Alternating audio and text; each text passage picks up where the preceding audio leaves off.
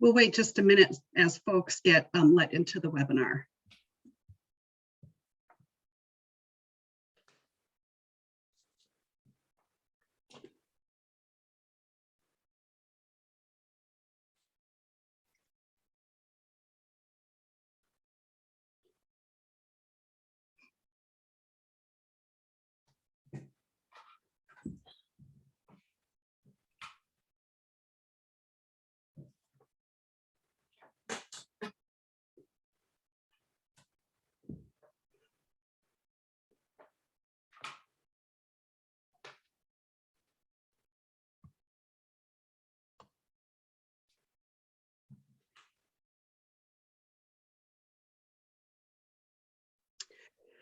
Well, good morning, everyone.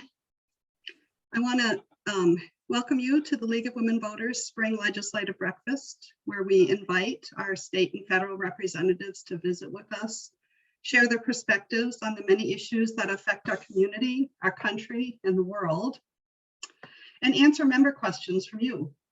I'm Robin Schmidt, President of the League of Women Voters of the La Crosse area, and I thank you all for joining us today. This program is being recorded, and a link to it will be on our website in a few days. I want to take just a second to thank Mary Nugent, our amazing program committee chair, who has mastered the art of running these Zoom webinars, including the skill of spotlighting all the speakers at the appropriate time. Thanks, Mary. It takes a village, and we really appreciate all you've done for this year's programs. Senator Baldwin is scheduled to be our first guest and will join us at 9 o'clock so she can get to another commitment shortly thereafter. Before Senator Baldwin joins us, we have a few items we'd like to discuss with you before our speakers begin. First, I want to commend those of you who've helped and participated in all the efforts that our Voter Services Committee has undertaken before this coming spring election. You are all amazing, and our community is stronger because of your efforts. I do want to share concerns that we've had regarding claims by some candidates that we are a partisan organization, and as such, they are refusing to respond to our candidate questionnaire or participate in forums that we host. This is particularly disconcerting to us for the spring election, since candidates are running for positions that are explicitly nonpartisan. The League of Women Voters has a long history of connecting candidates with voters through candidate forums and candidate questionnaires that help voters learn about the candidates before they cast their ballots. It's crucial that voters have access to this information so they can make informed choices that align with their values when filling out their ballots. As you know, we're an organization run by volunteers who are committed to the mission of the League. We're passionate about free and fair elections, and we're just as passionate about our commitment to our nonpartisan policy. For more than 100 years, the League of Women Voters has maintained its nonpartisan status consistently, year after year, and we have not faltered from that status. Nonpartisan, as defined by the Merriam-Webster Dictionary, means not partisan, free from party affiliation, bias, or designation. The League has adopted a formal nonpartisan policy that states, being nonpartisan, the League does not support or oppose candidates for public office in any election, nor does it take a stand for or against a political party. To ensure that we remain nonpartisan, the League maintains certain provisions for board members, including that we may not run for or hold any partisan elective office at any level of government. And the president, voter services chair, and treasurer cannot actively work for a candidate's election campaign, attend fundraising events for candidates, display signs for candidates, circulate candidates' nominating petitions, or engage in any political activity that might reasonably be construed as League endorsement of a party or a candidate. Board members are allowed to serve as poll workers, sign nomination papers, and attend events at which they meet candidates running for office. There have been local leagues that, after violating this policy, have been expelled from the League. I want to clarify, however, that being nonpartisan does not mean that we can't advocate for policies and issues that are important to us. In fact, it's that very role of advocacy that helped establish the right to vote for women and established the League 100 years ago. Each of our programs includes a statement that, quote, The League of Women Voters is a nonpartisan political organization encouraging the informed and active participation of citizens in government, working to increase understanding of major public policy issues, and influencing public policy through education and advocacy, unquote. League policies are developed through input and consensus of the more than 700 local leagues throughout the country, starting at the local level, rising through state leagues, and then voted on by members at the national level. Being political does not make us partisan. We advocate for a plethora of issues relating to represented government, such as fair maps and voting rights, natural resources issues, including climate change and clean water, international relations, including trade issues and the United Nations, and social policies, including healthcare and childcare and equality of opportunity. We bring programs to the community to understand these issues and to educate the public. Programs this year have ranged from criminal justice management system to homelessness, to the role of school boards and the security of Wisconsin elections. These are issues that are important to many La Crosse area voters.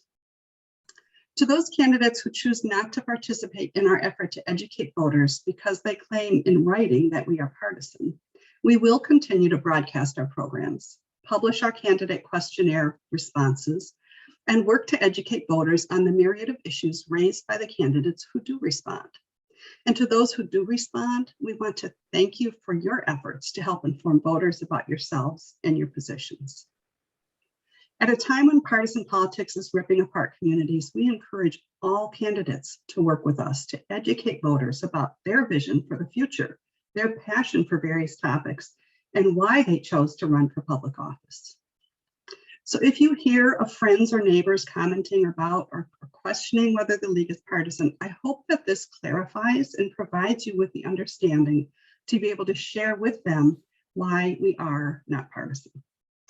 Thanks for letting me share our position with you. And now I'd like to turn the program over to Ellen France, who, as always, gives us great updates and timely updates on election news in the courts, legislation, or elsewhere.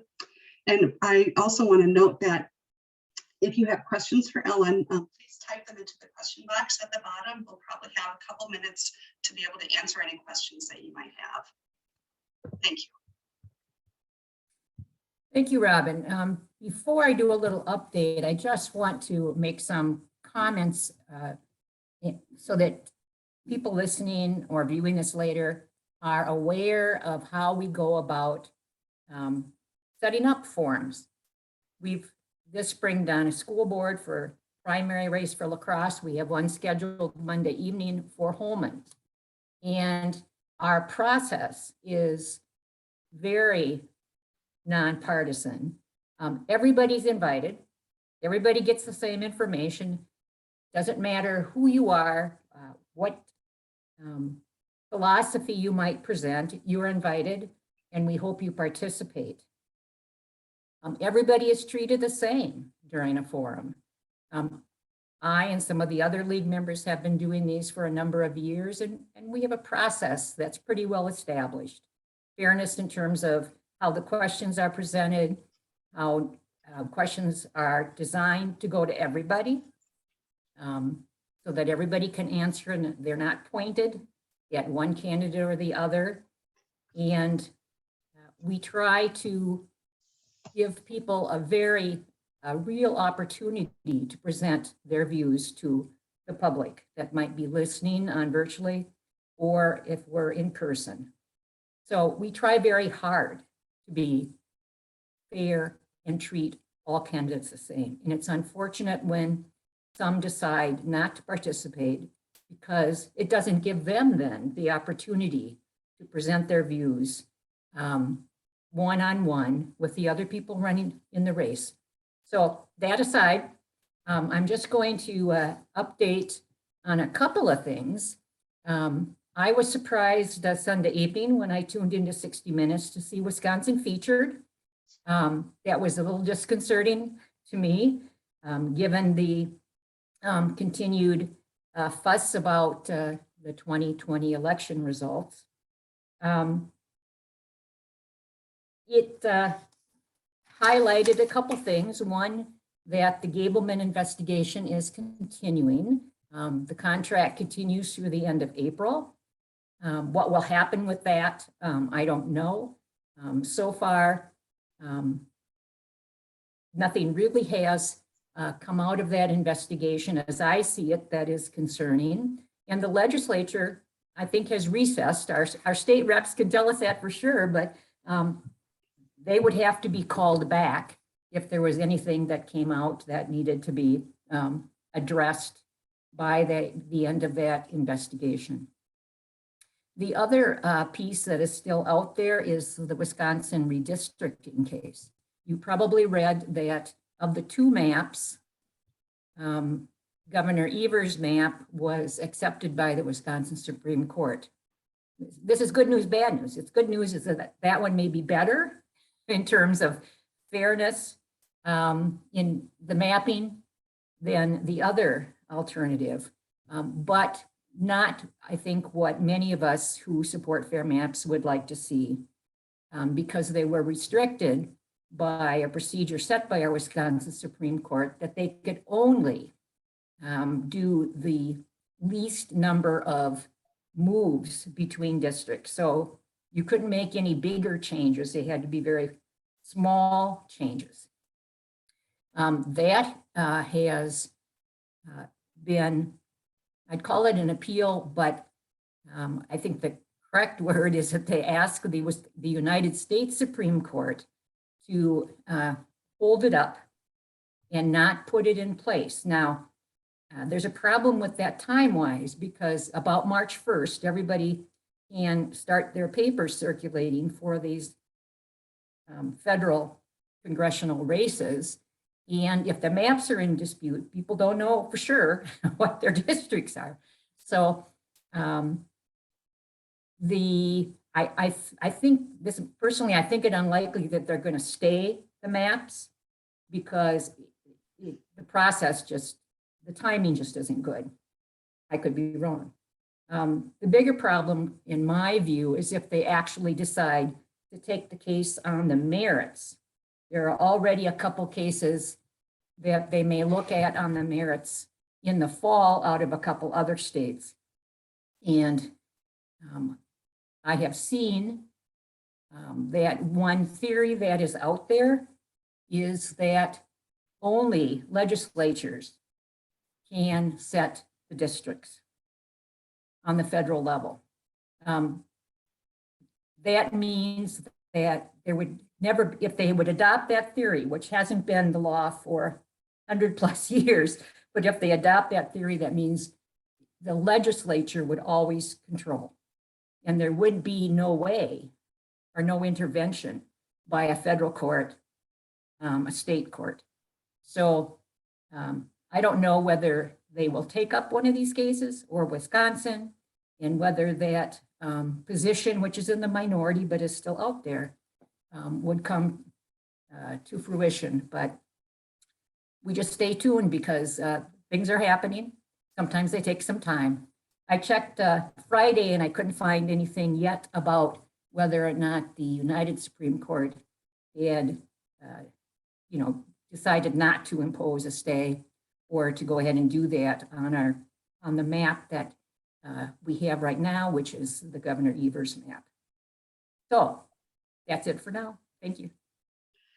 Ellen, can I ask a quick question? I don't see questions in the Q&A box, but I know that in some places in this area, drop boxes are still there, and some people are still using them, and they have not yet been removed in all cases.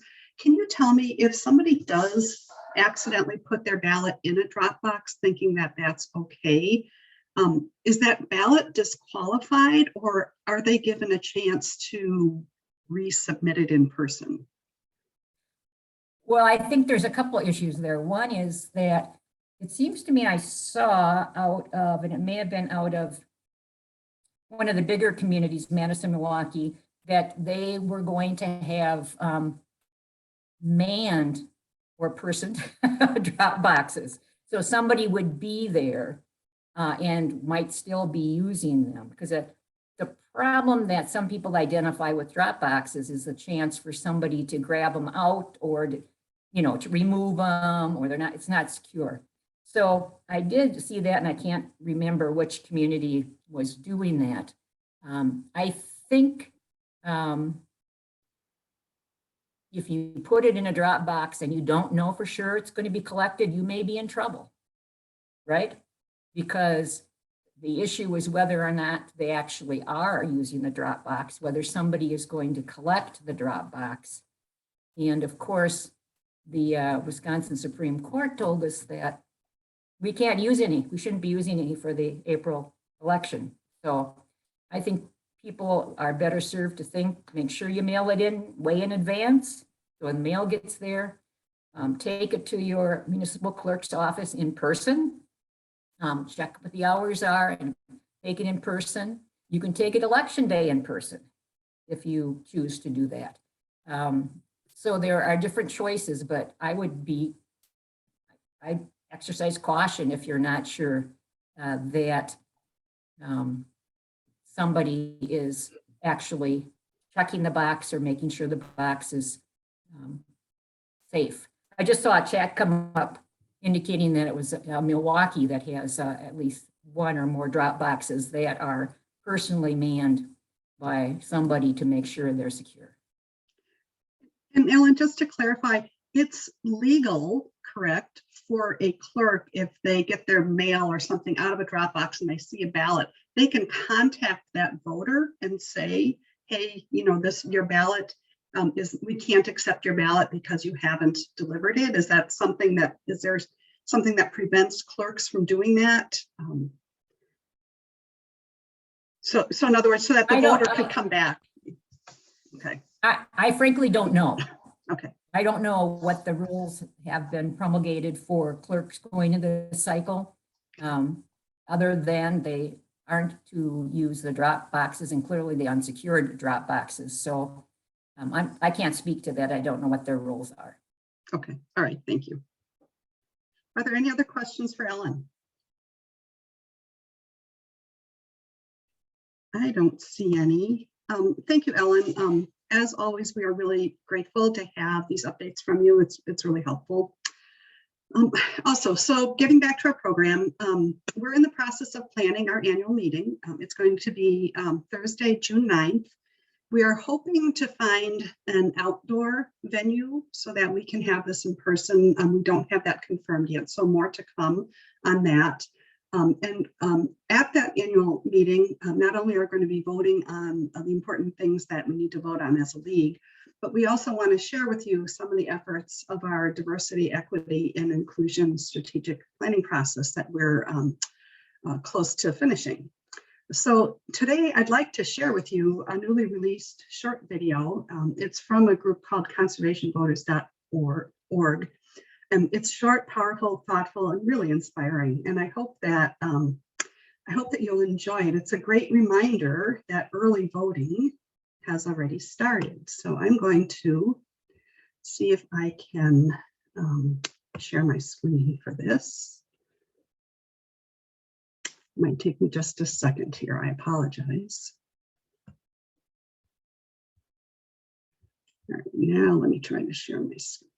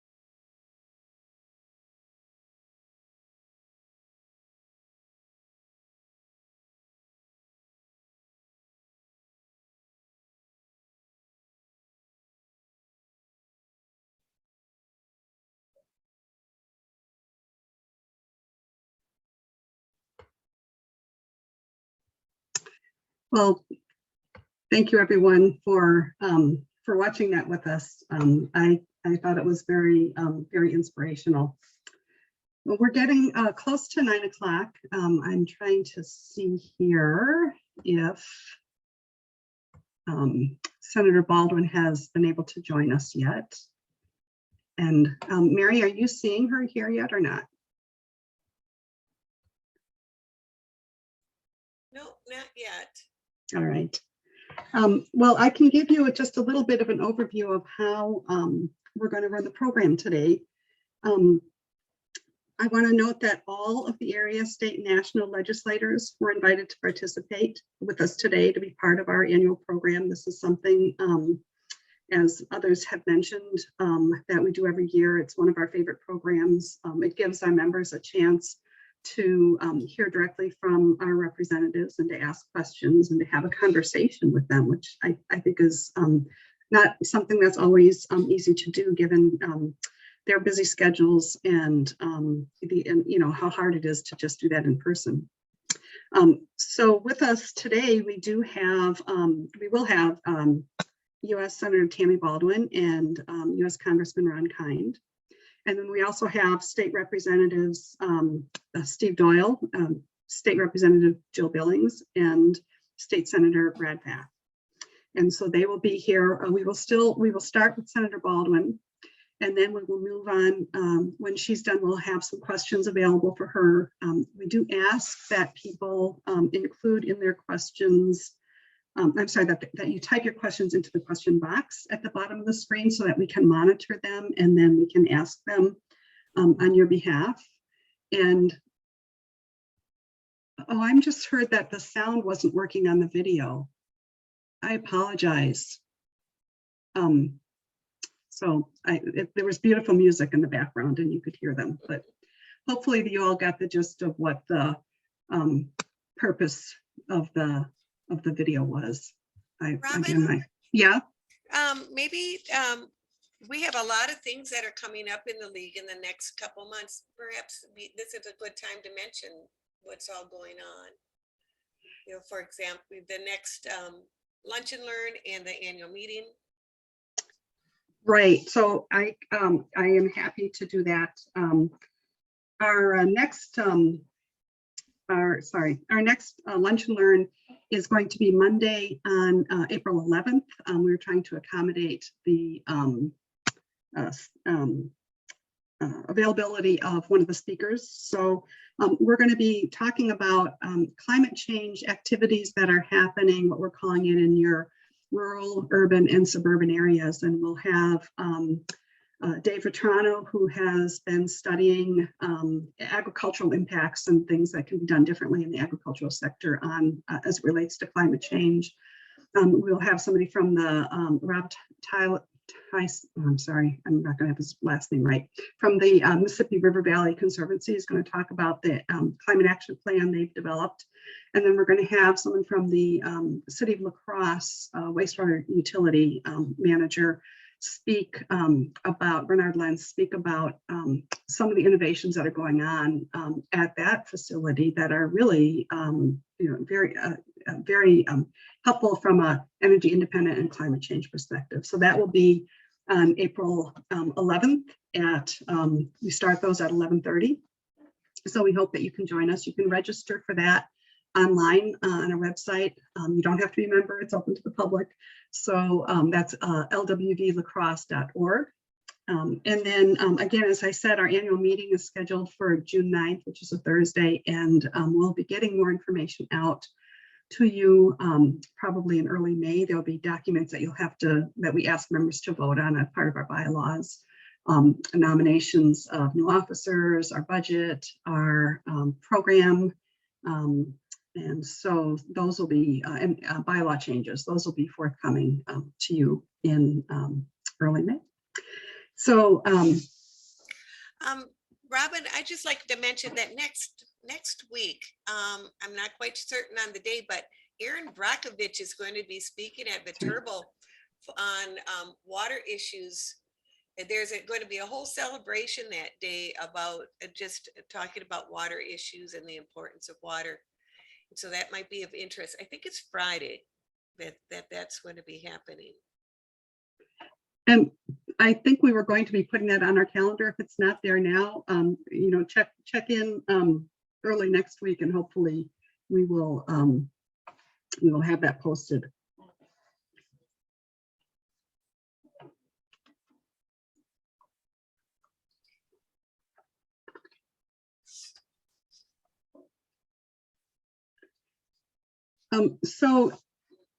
Thanks for that. And thanks, Mary, for the reminder of those upcoming events. Our last Lunch and Learn is the one in April. So in April tends to be focused on environmental issues as kind of a recognition of Earth Day and spring and, all things good in the outdoor world. So I do encourage you all to join us. And, one of the things we'll be sending out are requests for members to help join us in planning next year's programs.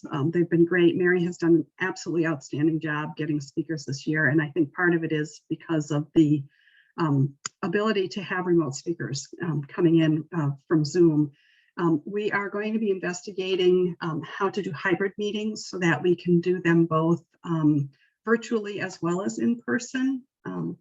So we're not going to make promises. We're going to try to see if we can figure that out. So hopefully, at least as we start the fall program season, we're going to try to do them in person. I know it's really, it's been really hard to not have that personal contact, and we're just as frustrated as many others are. So Nora just confirmed that the link to that Turbo program is on our website, and Nora has done a fabulous job at making sure that our website and our calendar is full of all kinds of important and relevant information.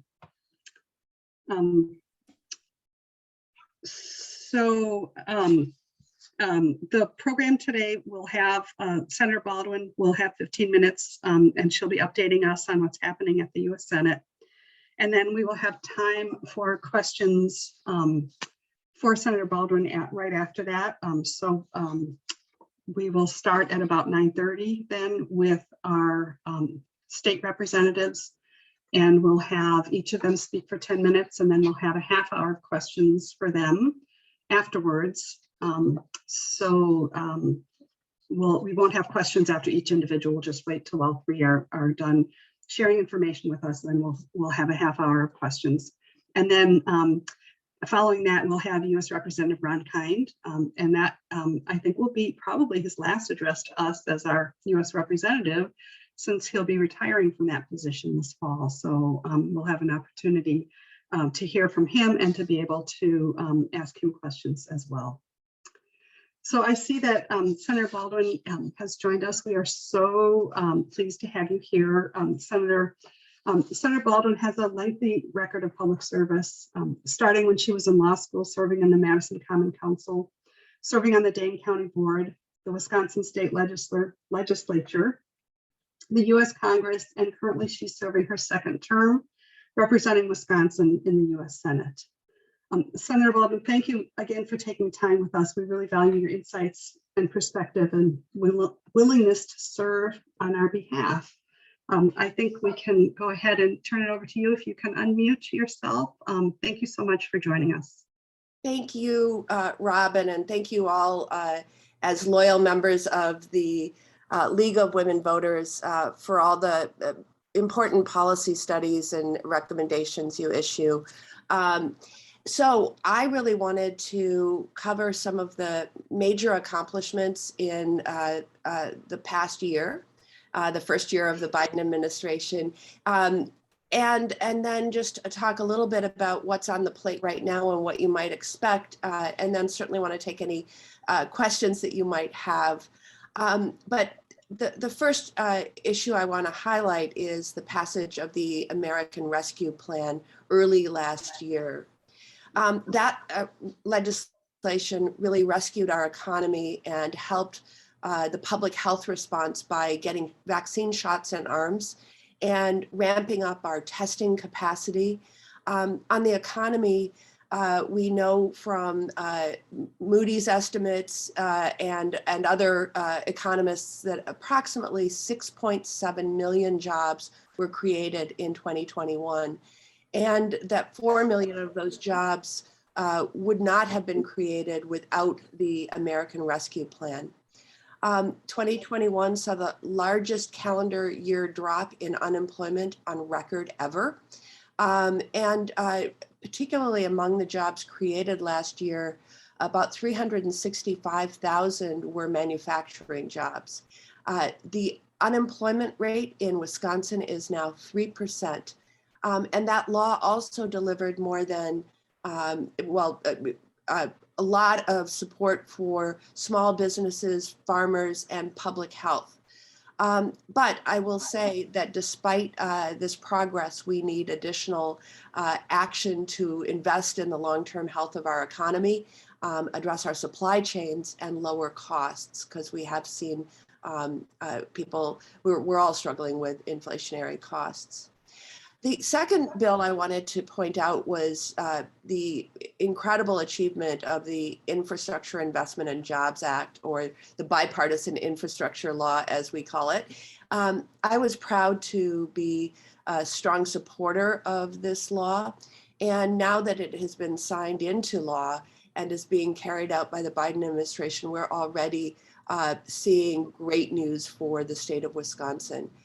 Whether it's the $5 billion to repair Wisconsin roads and bridges, or an additional sum actually to repair and rebuild bridges, $143 million for Wisconsin's water infrastructure. And this is the sort of aggregate statewide in the first year, at least $100 million to expand and improve broadband, and about $1 billion to clean up and restore our Great Lakes. Also some money to upgrade the locks and dams on the Mississippi River. I don't want to exclude that when I'm talking to a La Crosse-based audience. But the bill also contains some Made in America reforms that I champion to ensure that these infrastructure funds go to American companies, support American workers, and support American products, American-made products. So as we make sure the historic investments come to Wisconsin, I really stand ready to provide letters of support for those who are competing for competitive grant funding, and certainly have been actively traveling the state to celebrate announcements and awards of funds to do things that small communities couldn't afford to do on their own. In particular, in that legislation, I want to highlight something that means a lot to the La Crosse area right now, with the discovery of PFAS in the water on French Island, where the airport is. Clean water and PFAS are a major issue, and this new infrastructure law will provide Wisconsin with a big major federal investment to fund water infrastructure improvements, including $15.4 million to help Wisconsin communities address these forever chemicals, these toxic PFAS chemicals. And I was specifically able to secure $3.7 million for the installation of wellhead treatment for PFAS chemicals for the city of La Crosse in the recently enacted appropriations bill. That's the omnibus that was signed into law just this past week. And I'm thrilled to just be a partner in some of these cleanup efforts. Lastly, or almost lastly, I want to sort of look ahead. One thing that eluded us last year, but we hope will come to pass in the next month or so, is a bill focusing in on our supply chains and the fact that we have not focused enough on the supply chains for critical things. The biggest example, I think, during the pandemic, well, there are two big examples during the pandemic. One that we're talking a lot about these days is microchips. Despite having invented microchips in the US, 97% of them are made overseas. And when the pandemic influenced what sort of microchips were being manufactured, all of a sudden industries that rely on many of them, like the auto industry, found that they were even having to close down their manufacturing lines because of a lack of that small but critical component. And we've got to reshore that. I think the other dramatic example early on in the pandemic was the lack of availability of N95 respirators, the highest grade that frontline health professionals should be wearing when they're dealing with sick patients, people who have COVID. Same with our frontline first responders. And the supply just wasn't there for global demand. And another thing that that we need to be able to make our own in order to safeguard our population. So this bill focuses on understanding the supply chains for critical things, and then creates incentives to reshore some of those manufacturers so that we will never be in a situation like we were in the last 2 years without being able to fend for ourselves and wholly at the mercy of overseas producers. And we're also focused in the next few weeks on costs and trying to lower costs, whether it's standing up to big pharma and trying to bring down medication costs, especially starting with insulin, or whether it's standing up to big oil and saying, we don't have a crisis right now. Yes, we're cutting off our imports from Russia. We should punish Putin in that way. But we can make up for it with either biofuels made right here in the upper Midwest, or other strategies like dipping into the Strategic Petroleum Reserve. But we can't allow price gouging or war profiteering, and we need to stand up to see those costs lowered. And we're going to take another run at trying to lower the cost of childcare by a major reform and a federal-state partnership to increase the supply of childcare, but also limit the price, out-of-pocket prices that parents have to pay. So with that, I'd love to open it up to your questions. Thank you, Senator Baldwin. I'm wondering, I know that you have a passion and an expertise as it relates to healthcare. And I'm wondering if through this pandemic, you feel that there are changes. I mean, I'm sure there are changes that need to be made in the healthcare system, but did the pandemic really highlight things that were either a surprise to you or maybe are enough to reinvigorate discussions about our healthcare system? Yes, I think especially early on, there was, I guess, a greater public understanding of some of the flaws and inequities that I think many of us have long known about, but it was rather exposed. I think of a couple of things in terms of racial inequities. One of the things that happened in another part of our state in Milwaukee was the county board in Milwaukee had declared racism as a public health urgent issue.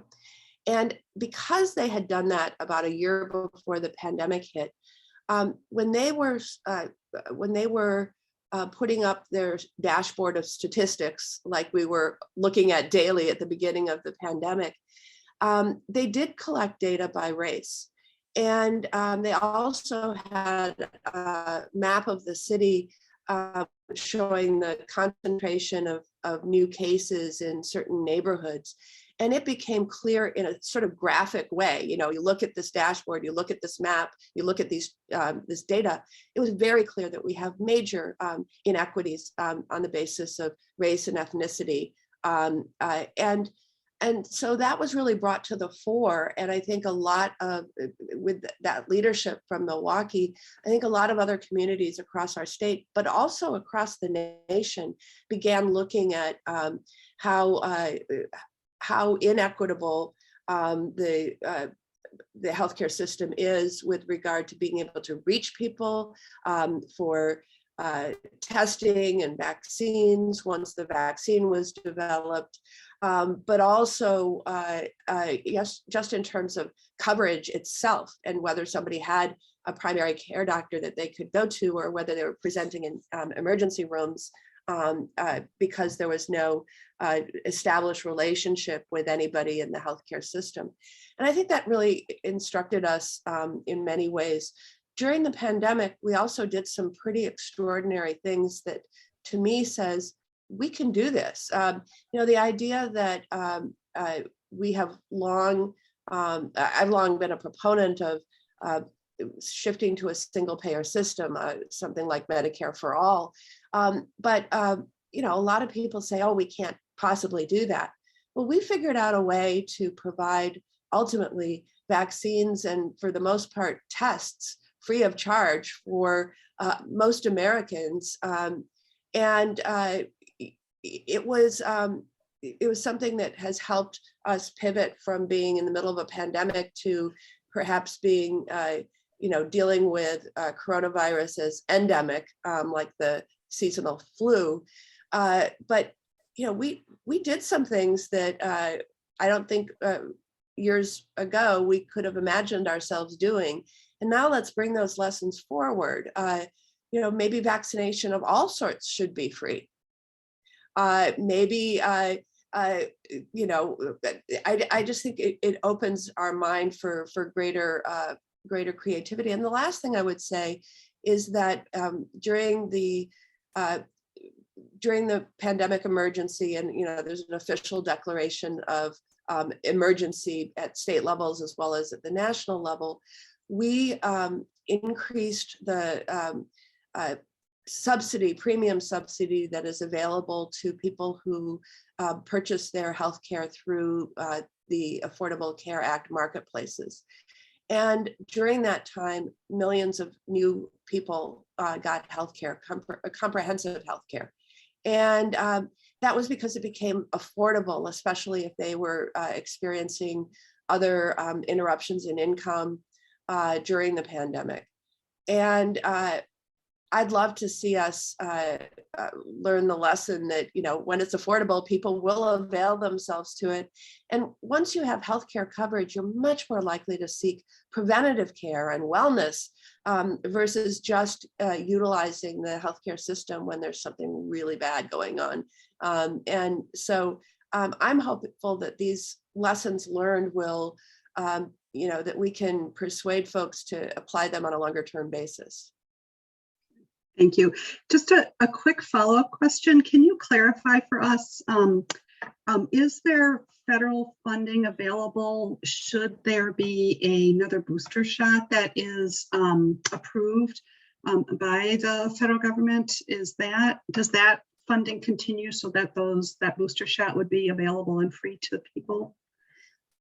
That's a great question. And I think the answer right now is not without further action from Congress. We had, let me just explain that we had a package, the omnibus appropriations bill that was passed into law when the president signed it last week. Originally, it had an emergency, or I shouldn't say an emergency, but a fairly sizable investment in preparing for the next wave, if you will. I mean, we've seen 3 variants. Right now, it seems like there's not a new variant of concern, but I think we can kind of anticipate that that might be around the corner. And we have funded the response to the prior variants of coronavirus. This bill that we were hoping to pass with the omnibus would prepare for a possible next variant so that we could continue doing for free the things we've been doing heretofore for free. because we will run out of the prior funding to pay for free boosters, to pay for free tests, sometime this spring or summer. And we want to make sure that we aren't going back to the, the level of unpreparedness that we had experienced in spring of 2020. We'd prefer to say, we've learned these lessons. It's predictable that another variant may be on its way, either in the fall or winter or whenever. Let's have on hand, let's have tests, let's have the treatments that have proven most effective for prior variants to make them as mild as possible. And let's have boosters if another booster is recommended. Let's have all that on hand so we're not playing catch up in the event of a future variant. That got pulled out of the omnibus because of disagreements over how it was funded. And I'm sure if you're going to be speaking with Congressman Kind, he's going to be up to the minute because it got pulled out in the House. Now we're working with House members to try to look for some alternative funding sources and get it passed as a standalone bill. Excellent, thank you. We have several questions for you that are relating to voting rights. And I think that people are asking, they're concerned about the John Lewis bill, what the status that is, whether or not there's anything that can be done by executive order. And can you just give us your insights as to what the potential might be for any kind of voting rights legislation being passed? Yes, well, we had, as many people observed, a debate on a bill that was a combination of two bills, the Freedom to Vote Act, which is a multifaceted measure that works retroactively. It would allow us to challenge many of the state laws that have been passed, particularly in states like Arizona, Georgia, and Texas. And those challenges would very likely be successful because the Freedom to Vote Act really creates some federal minimum standards for access to the ballot box. The John Lewis Voting Rights Act is the other measure, and that looks prospectively. So it would not, if you pass that, you wouldn't be able to wipe out some of these onerous laws that are being passed in various states. But you would be able to stop the consideration of new such laws because it would reinstate in the Voting Rights Act the pre-clearance process, whereby states looking at changing their voting rules would have to submit the proposed legislation to the U.S. Department of Justice Civil Rights Division that would make an assessment on whether this curtails or suppresses voting rights versus expanding them or being neutral. And they could prevent the passage. So once one has a look back focus and the other has a look forward focus, but both incredibly important measures. All 50 of the senators who caucus with the Democrats have signed on to both bills. So we have the 50 votes plus the vice president in favor of it. The problem is that Mitch McConnell can filibuster. He can stop the bills from moving forward by threatening to filibuster, which requires 60 votes to overcome. And that's precisely what he did when we brought them up. And then the question became, was the Senate ready to either reform or suspend or repeal the filibuster?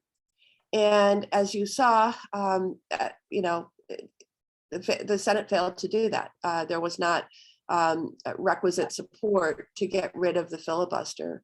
I support doing I'll be clear, I support reforming it or repealing it because I think voting is so fundamental to our democracy, and our democracy is so fragile right now that we need to think of how to prevent the minority party from basically having a veto over what the majority strongly wants.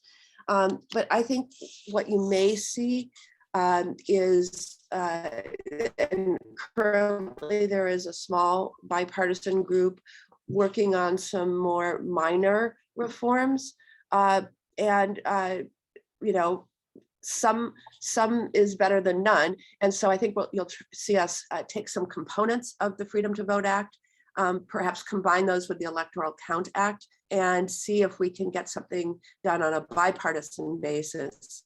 But we know we still have work to do.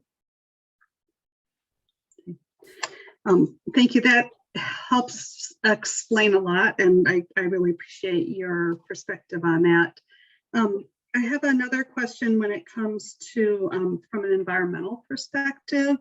So here in Wisconsin, we have, obviously, as many other folks do, problems with PFAS, and you mentioned your efforts and the funding available for places like the city of La Crosse to try to negate the impacts of PFAS. But our state has not been effective at setting health-based standards for PFAS. And I know that the federal government, through the EPA is working on that, but it's a very long process. And I know also that EPA is pretty short-staffed still from previous administrations and funding issues.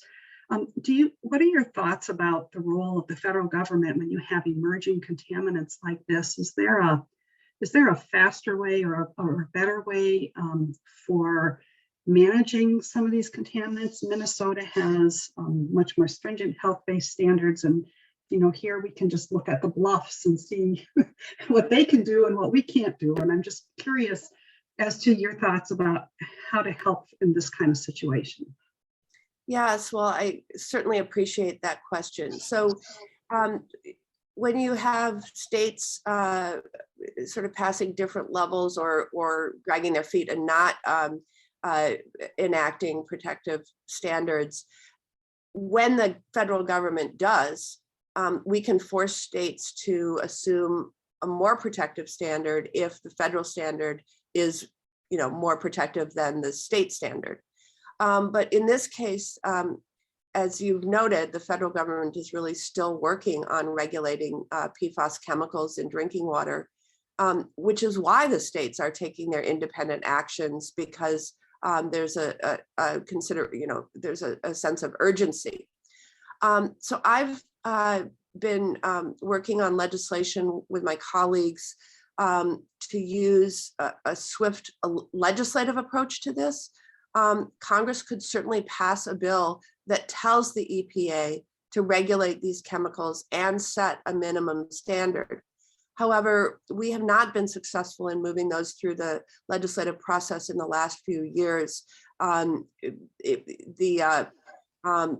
opposition that is expressed is Congress, Congress should not be, putting themselves in the position of the scientists, et cetera, who work at EPA and let the science play out, et cetera. But I do feel that could take a much longer period of time, and that there is some necessity to demand that they do it on a quicker timetable, even if it's a temporary standard, and they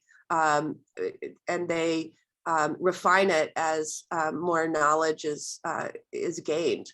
I've also pushed the president to take action on this, and he's developed a pretty thorough PFAS action plan, which includes regulation of the chemicals in drinking water.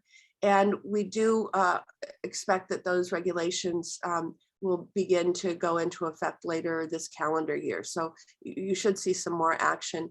And then, of course, as I was describing earlier, we're still learning a lot about how to remediate, how to mitigate, how to filter. So in some cases, when we know that there's PFAS contamination in the soil, there's hope that we can demonstrate best practices of how to prevent that PFAS from getting in the groundwater in the first place. Probably an easier thing to address than getting it out of the drinking water once it's in. And then, we're looking at more and more filtration prospects to once it's in the drinking water. But a lot of what the early activity remediating this will consist of is communities with federal partnerships demonstrating different technologies and different ideas for mitigation and remediation, and learning what best practices are. Excellent. Okay, thank you. So I want to be respectful of your time. We have just a few minutes left, and I have 2 questions, and I'm really struggling as to whether I should ask them both or if I should pick one, and I feel it's not really fair for me to pick one. So I'll just give you both questions, Okay. and you can respond. And I respect that we only have a couple minutes left. The first question is regarding reforms to the Electoral Count Act, whether or not you think that will gain enough support to pass the Senate. And the second question relates to climate change and what plans by the federal government are in place to address development of various clean energy methods, and what the federal government is doing to help states work on clean energy alternatives. Great. I'll try to tackle both. So what was the first one? It was, Electoral Count Act. The Electoral College.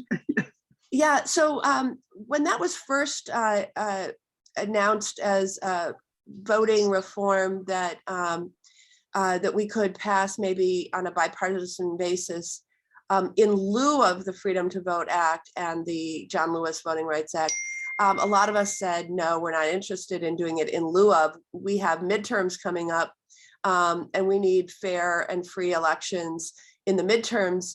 We're not going to be dealing with another electoral college until 4 years from now. But now that we've failed to get the Freedom to Vote Act and the John Lewis Voting Rights legislation, because we couldn't alter the filibuster, the idea is let's start with this Electoral Count Reform Act that will gain some bipartisan support, and let's try to add maybe a few elements that are really viewed as key and not as partisan from the Freedom to Vote Act, and see if we can get, again, a little is better than none. A lot would be better than a little, but we know we've been that at this point, there's not sufficient support to get rid of the filibuster.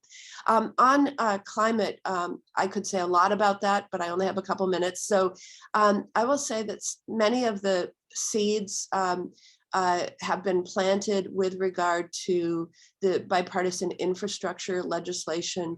One of the things I really insisted on is looking at resiliency whenever we are repairing or maintaining our infrastructure. I've seen too many,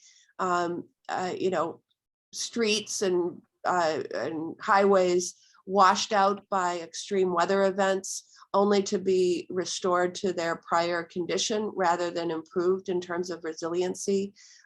With regard to our coasts, I think of Wisconsin as a state with 3 coasts. Our east coast is Lake Michigan, our north coast is Lake Superior, and our west coast is the mighty Mississippi and the St. Croix up north. And we are making in the infrastructure bill some real major investments in greater resiliency in our bodies of water too. But I do think we have to take the next steps that were contemplated originally to occur in the Build Back Better budget. That's kind of stalled. So I think you may see us use one remaining budget reconciliation opportunity to focus in on additional actions we can take regarding climate, including building upon the sort of down payment in the infrastructure bill of electric charging stations so that we continue to incent a switch to electric vehicles, and many other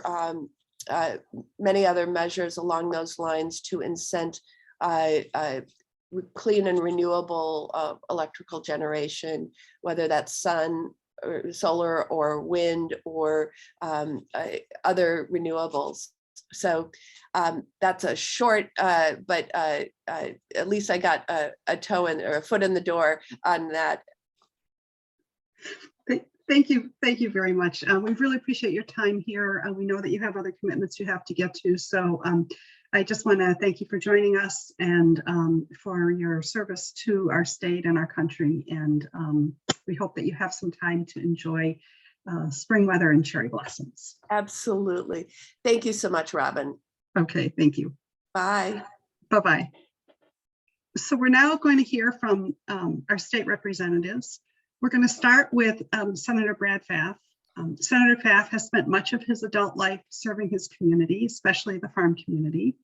In his previous life, he's acted as an advisor to 2 U.S. representatives and a senator on agricultural and rural development issues. Under the Evers administration, he served as Director of Business and Rural Development for the Wisconsin Department of Agriculture until his election in 2020 to the Wisconsin Senate for the 32nd District. So with that, we're going to turn it over to Senator Pfaff. Senator, when you're done, we're going to welcome Steve Doyle, State Representative Steve Doyle, just so Steve knows he'll be next. But go ahead and thank you for joining us today, Senator. Well, thank you, Robin. Thank you, Ellen Franz, and thank you everyone from the League of Women Voters. It's a real honor to be here this morning. And hey, spring is in the air.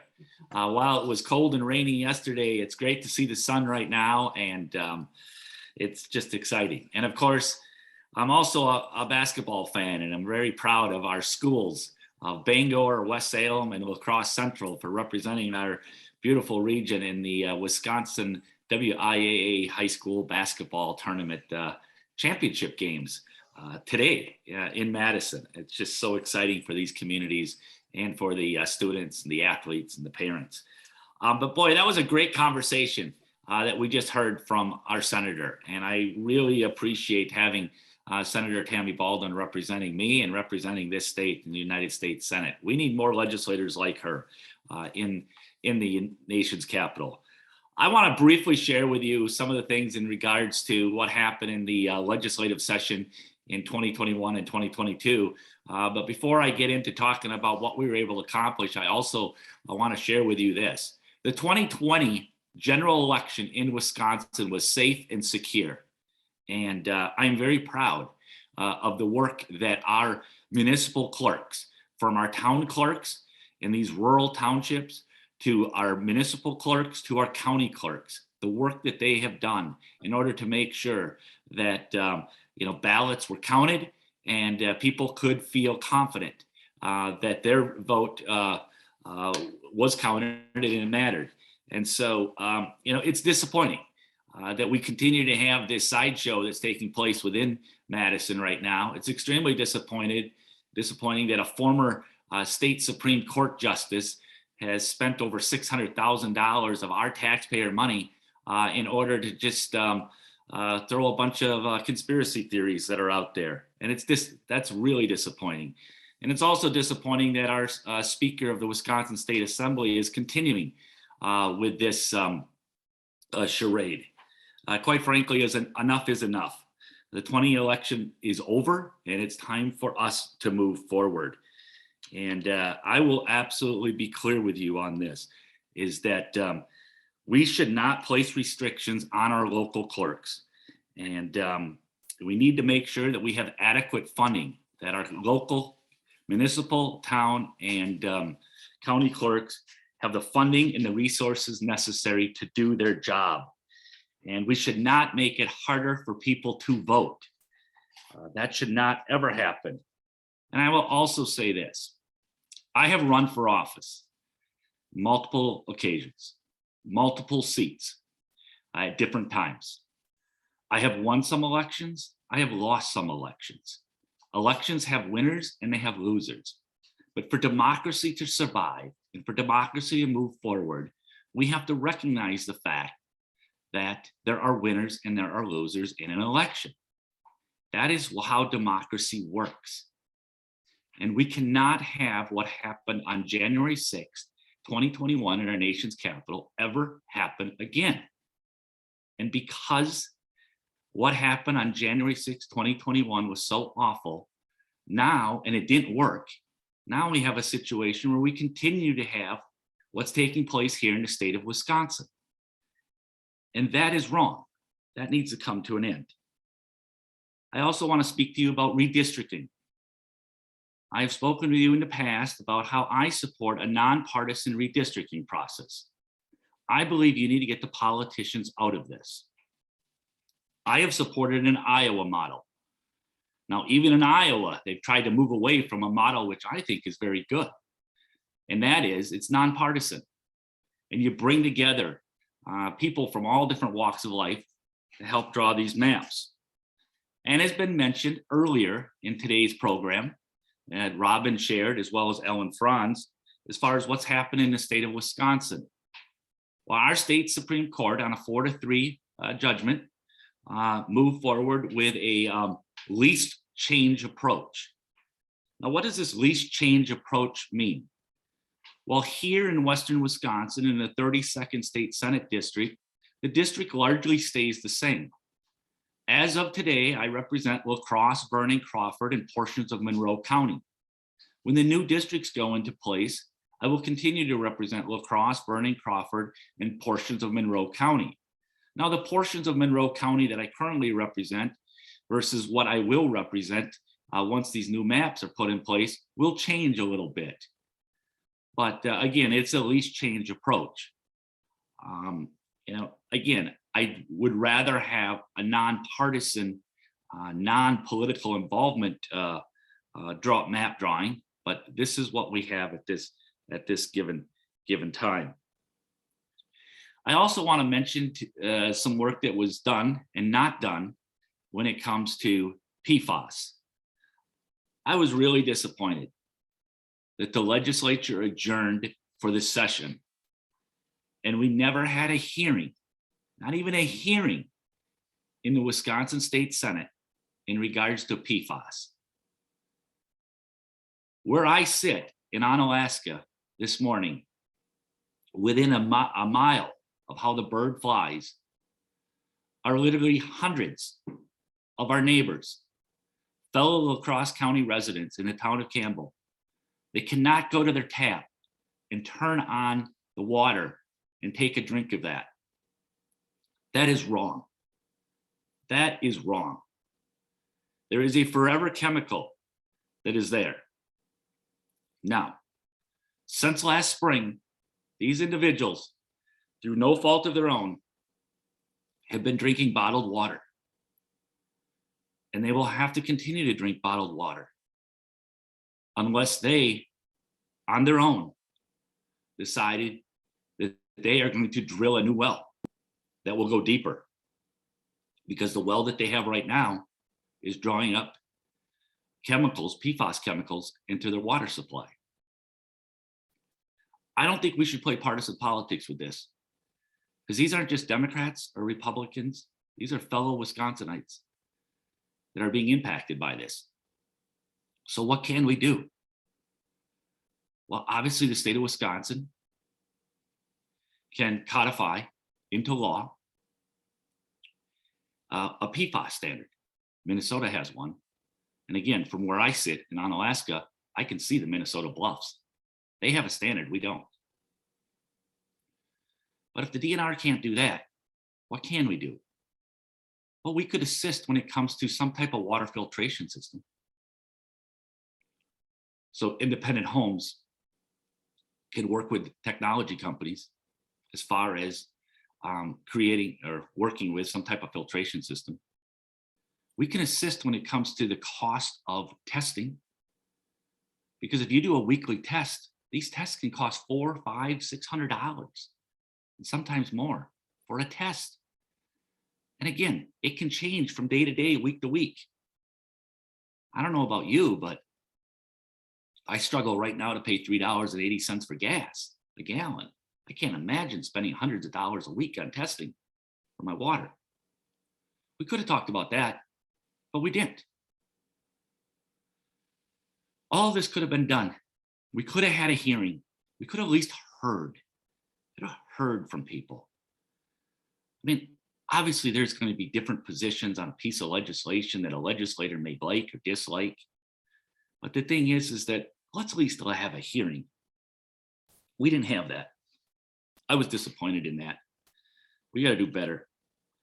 I will wrap up my comments by saying this. I've done my very best to take the values that I was raised with. And those are values of hard work, dedication, and resilience, and knowing that we have to respect everyone and listen to as many voices as we can. I'm proud of the fact that we were able to come together and we did pass a state budget that was bipartisan. I voted for that state budget. Governor Evers signed it into law. That state budget provided middle-class tax relief. That state budget had the largest investment in broadband in our state's history, $129 million. And that's important because the people in Crawford County, in Gays Mills, and in Seneca, and Wazeeka, and Steuben, they were impacted by the global health pandemic like everyone else. Their kids tried to struggle in order to make sure that they could do their homework online. They had no broadband. So I was proud of that effort. And we continue to invest in our roads and our bridges. Because for the last 10 years, this state decided that they was going to unilaterally withdraw from investing in transportation infrastructure. And in order to make our economy move forward, we have to have a strong transportation infrastructure. So I was proud of the work we did there. I wish we could have done more work when it came to PFAS. It needed to be done. And again, when it comes to redistricting, it's a least change approach. And again, let's look forward to the 2022 election. Let's stop looking backwards to the 2020 election. With that, I'll turn it back over to you, Robin, or I'll hand it off to my friend and colleague and someone I respect a great deal, State Senator Steve Doyle. It's been an honor to learn from Steve and from Jill Billings. These are excellent representatives that represent our area, and it's an honor to partner with them and to learn from them. So with that, I'll turn it over to you, Representative Doyle. Yes, and I'm going to just interject because I just wanted to give people background on State Representative Doyle. Thank you, Senator Path. So as Senator Path mentioned, we are going to welcome State Representative Steve Doyle next. He's also a lifetime public servant. Representative Doyle has served this community both as a supervisor and chairman of the La Crosse County Board, as a lawyer, and as a political science educator at UW La Crosse. He's been serving Wisconsin in the 94th District Assembly since 2002, emphasizing the need to get things done through cooperation, collaboration, and innovation. Welcome, Representative Doyle. Thanks, Robin. I appreciate the introduction. I especially appreciate Brad's introduction because he referred to me as Senator Doyle, and I don't know what he has in plans for his own seat, but you know, if he's expecting me to move up, well, that's an interesting concept there. So, hey, I want to thank you folks for hosting this again. This is one of the things, the events that I always look forward to every year, to talk with folks who are interested in good government about the things that are going on in our state. I also want to wish everybody a happy spring. While some of the people have been talking, I was looking out my window and I see my alpacas grazing. I see my daughter has jugs hooked up to our maple trees to collect sap, and she's going to be boiling that today. Most of all is what I don't see out there, which is snow. So this is a great day here in Western Wisconsin. I need to give you a little warning. I'm going to have to slip out a little bit early because I am heading to Judge Monauban's funeral a little bit later this morning. And I want to just take a minute to talk about Judge Monauban and how lucky those of us who live in La Crosse County are in terms of our local government, our local judiciary. Judge Monauban, if there is a person associated with criminal justice reform in La Crosse County, it would be him. I remember back in the early days of my involvement as a county board member with criminal justice reform, we were the second county in the state, only a few days after another county, to get rid of the Huber program, because people were going to work and they come back and they sleep in the jail at night. There was no correction aspect to it. There was no programming. It was just a place to house them, and it was taxpayer supported for the most part. So we got rid of that and replaced it with a lot of different programming. We had one of the first and best repeat offender drunk driving programs in the state. There was a study in the early years of that program that showed that Crosse County had the lowest rate of reoffenders in the entire state of Wisconsin, thanks to that program. So it's really a momentous day that we're going to the funeral of Judge Dennis Manavon, somebody that I've really always admired. We have always had good judges in La Crosse. We still have good judges in La Crosse. I have to say that, by the way, because one of them happens to be my spouse, but they're all really good judges. So we're going to be gathering together today to pay our last respects to Judge Manavon. I want to talk about some of the same issues that Senator Paff talked about. And my concern on what we've been seeing in Wisconsin and across the country lately is this trend toward anti-democratization, making it more difficult for people to vote, more difficult for people to participate in our democracy and in our system of governance. There's a whole package of bills that was introduced by the majority party over the last few months that either didn't pass or were vetoed or will soon be vetoed by the governor. And I want to talk about some of those and the impact on what they would have with regard to democracy. So Assembly Bill 170 would give more power to election observers, which makes, it sounds good. Hey, we want people to be there and make sure everything's going right.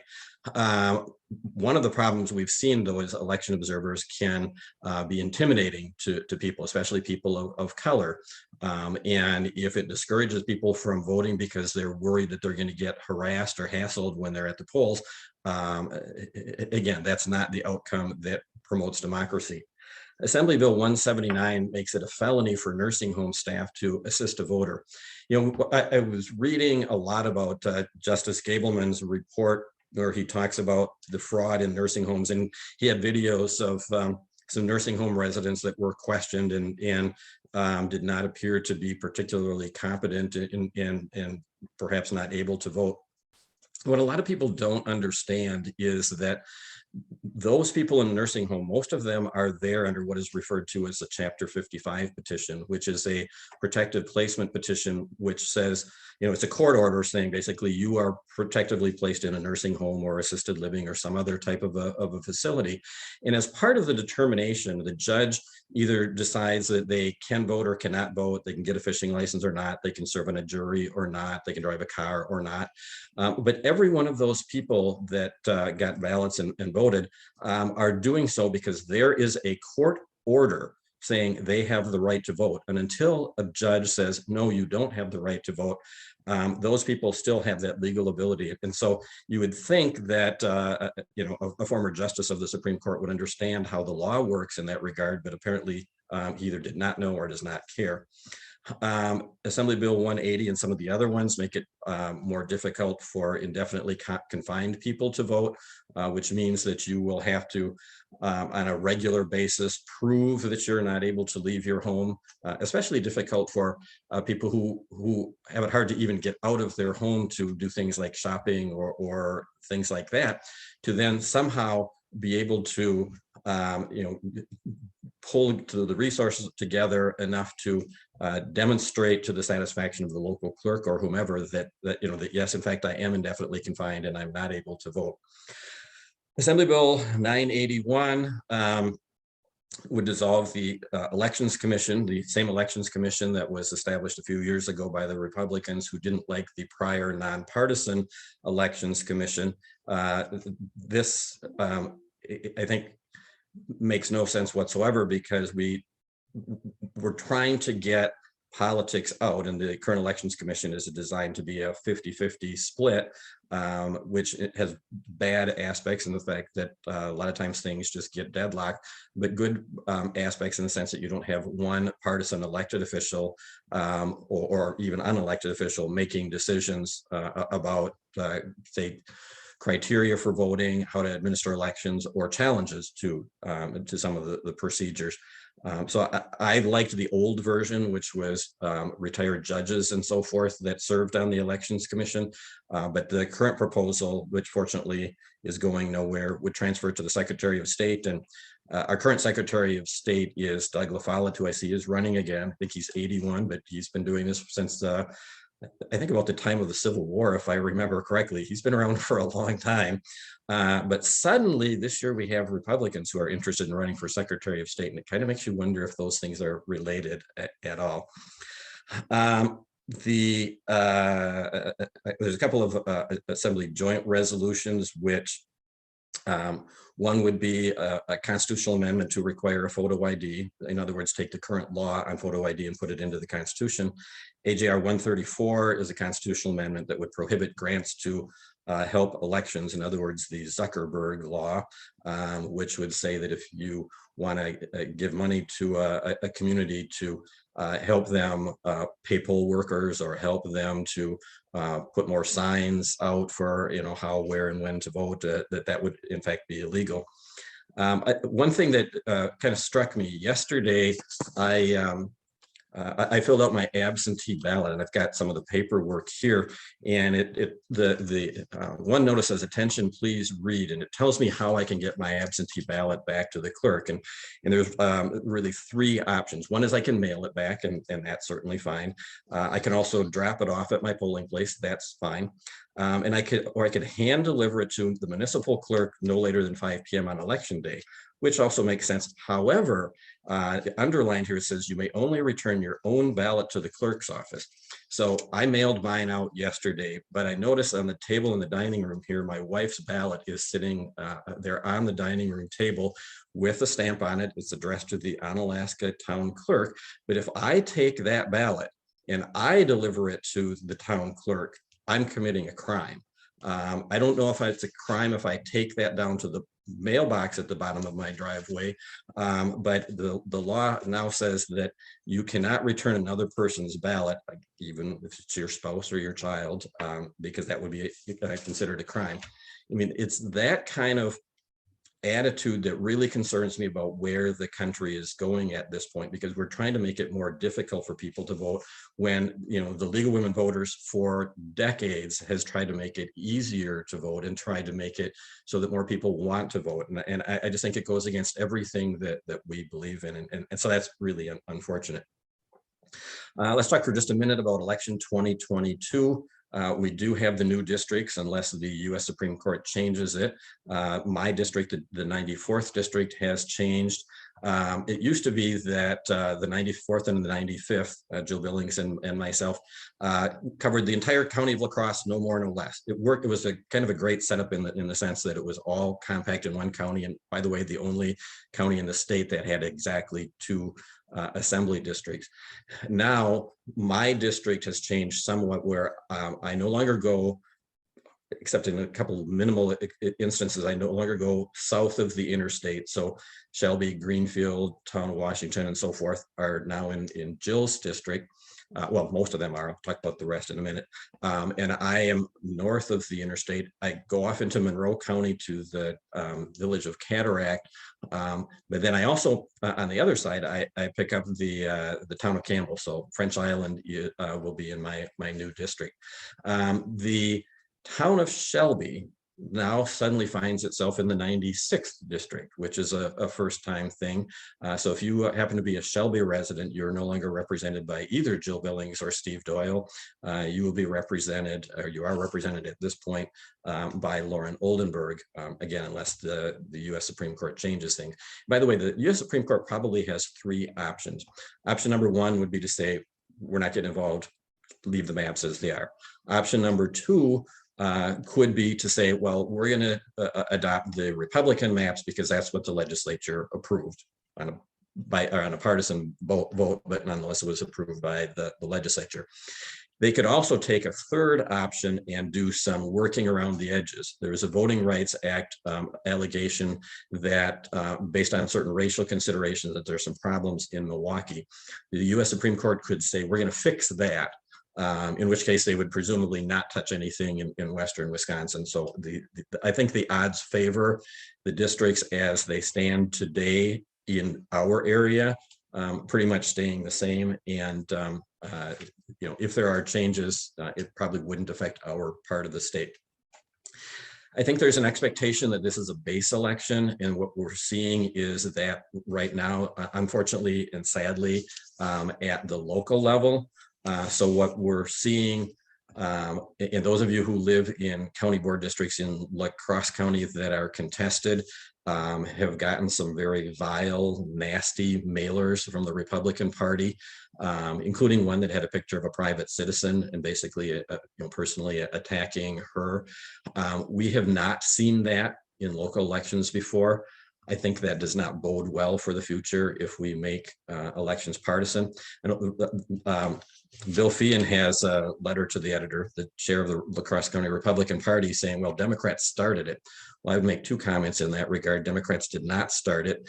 The Democratic Party before this year has not been involved in local elections. Certain people, individuals, including myself, have been very involved. But when we had those meetings to talk about helping people, number one, we didn't put money in. People paid their own. We just gave them advice and helped them out. Number two, at those meetings, it was Democrats, it was independent people. There were, as I recall, there was a Republican banker, a Republican former sheriff, Republican business people, and a whole lot of nonpartisan people that were running that we tried to help just because we wanted good people on the county board, and we didn't care what label they had in terms of Democrat or Republican. And again, sadly, that seems to be changing. I don't think that is a good trend for local government. Local government should be nonpartisan. The political parties, I believe, should stay out of it. So those are my 2 cents worth. Like I said, I'm gonna have to slip out a little bit early. So if I leave, it's not because I'm mad, it's just because I have to get to that funeral, and I have a little bit of a drive to get there from the town of Onalaska. So thanks again for the invitation. I really appreciate the opportunity to talk with the group. Well, thank you, Representative Doyle. Next up is State Representative Jill Billings, who's been long been active in making our community better. Prior to being elected to the Wisconsin State Assembly in 2011, she served on the La Crosse County Health and Human Services Board, the La Crosse County Board of Supervisors, and as an English as a second language teacher. Since being elected, she continues to advocate for families and children. Welcome, Representative Billings. And I'll just note that we'll give you 10 minutes for your discussion as well. And we're just going to shorten up the question and answer time just a little bit because we do want to be respectful of Representative Kine's time as well. So thank you, Representative Billings.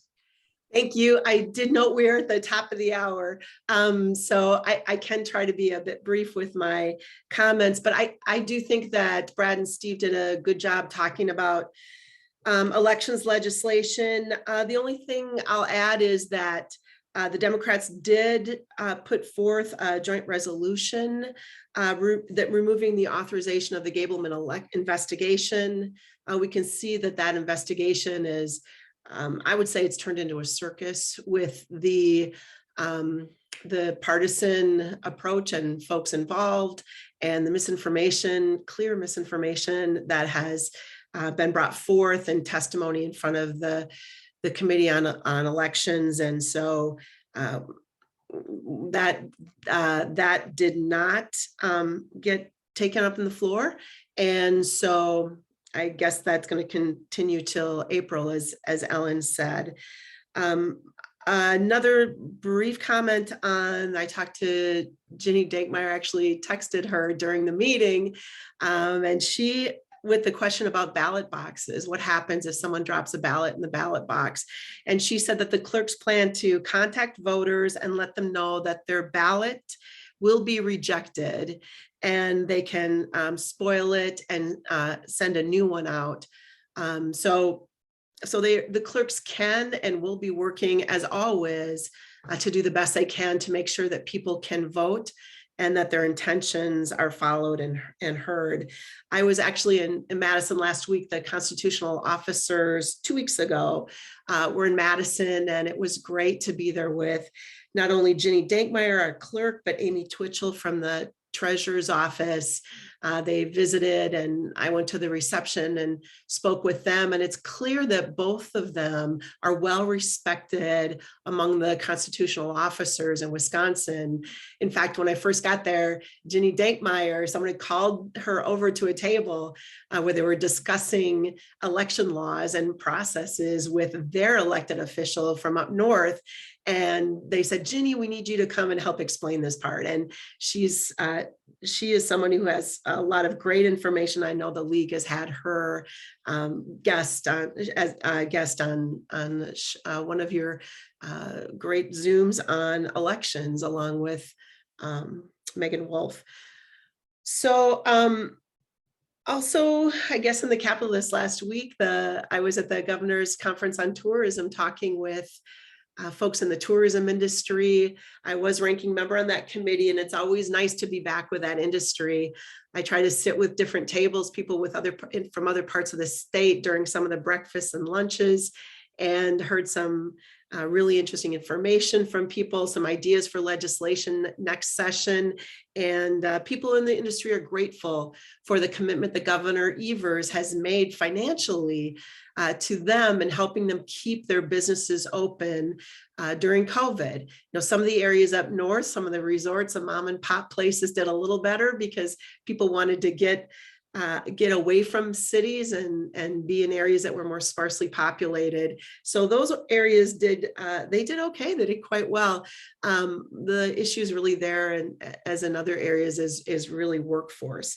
And so it was great to be with them. I nominated Sherry Kwame, our wonderful Sherry Kwame from Western Wisconsin, who is the captain of the Mississippi River Parkway Commission, the Great River Road. I was on that commission for 2 years before I realized that Sherry was not an employee of the state of Wisconsin. I mean, this is how amazing she has been at doing her volunteer work on promoting all of our counties up and down the Great River Road. And she does a fabulous job. So I nominated her for the Governor's Legacy Award. It was very competitive. She was up against really great people, including the kids of Wisconsin. When I saw that, I thought, oh no, she's not going to win. It's the kids of Wisconsin, but she was chosen because of her great work and acknowledged that night in front of the industry of about 600 people. And the governor presented her award. And so I thank Governor Evers for that, and well-deserved. And speaking of the governor was in La Crosse this week. He signed a piece of legislation that I authored, and upon the request of two of our local La Crosse investors, Kuzo and Tolstead, they were there at the signing with their entire families, which was really nice. And the governor came to La Crosse to sign 3 pieces of legislation. I'm the ranking member on the Substance Abuse and Prevention Committee, and it was wonderful that he signed my bill that would increase penalties for dealing fentanyl, so it's on a parity with other drugs like heroin. Fentanyl is an incredibly powerful drug, and we've seen it in increasing amounts in our state. And it's involved unfortunately, in our increase in overdose deaths in Wisconsin. 80% of overdose deaths in Milwaukee include fentanyl. And it goes down to 70-60%, depending on what part of the state you live in. But the majority of overdose deaths in Wisconsin include fentanyl. And drug dealers are using it to lace other drugs. So people don't even know what they're getting. There was a teenager who thought they were getting an Adderall tablet, and it was full fentanyl. And that child passed away. There are a couple UW Milwaukee students who tragically passed away this year. And their parents are working with UW system and legislators like me to try to see what we can do in our UW system schools to educate people on the dangers of fentanyl and the fact that it can be included in other substances that people are using. So there's a legislator who I was mentoring on her bill to legalize fentanyl strips so that someone can test what they're ingesting so they know what they're ingesting. And hopefully that will increase harm reduction and it will save lives. I was happy that the governor signed that into law. And then the third bill was a bill about data collection. Currently, we have lots of information, but they're spread through different departments: Department of Health Services, Department of Justice, Department of Corrections, Department of Children and Family. And this will provide funding to allow us to bring all that data in one place so that we'll be able to address that going forward in a really evidence-based, more data-driven way, which I think is always best. Finally, I'll talk a little bit about early childhood education. I'm waiting in hopes that a study committee that I have asked for, along with Representative Snyder, Senator Darling, and Senator Johnson, to take a comprehensive look at our early childhood education situation over the summer and create legislative solutions. In that effort, I'm already doing a lot of groundwork as part of the Hunt Institute, a national group of legislators that were invited to be part of this group, and also the University of California, Berkeley group that is working on educating legislators who are invited to come in and learn about successful models in other states. So hopefully that groundwork will enable us to be ready to get something done if our summer study committee is selected. But in the meanwhile, Secretary Amundsen has been traveling around the state talking with different people in counties about early childhood education funding that the governor is already appropriating through the department for grant funding for collaborations between businesses, communities, and early childhood education partners. That's $10 million. And also $351 million over 18 months for Child Care Counts program, which increases access to high quality early childhood education. And it also funds workforce recruitment for early childhood education. We know that in Wisconsin, 18.5% of median family income is spent on childcare, and 83.3% of yearly wages for a minimum wage worker would go to childcare. So people simply cannot afford it, even if they can find childcare. To find affordable quality childcare is just a difficulty in Wisconsin, as in most states.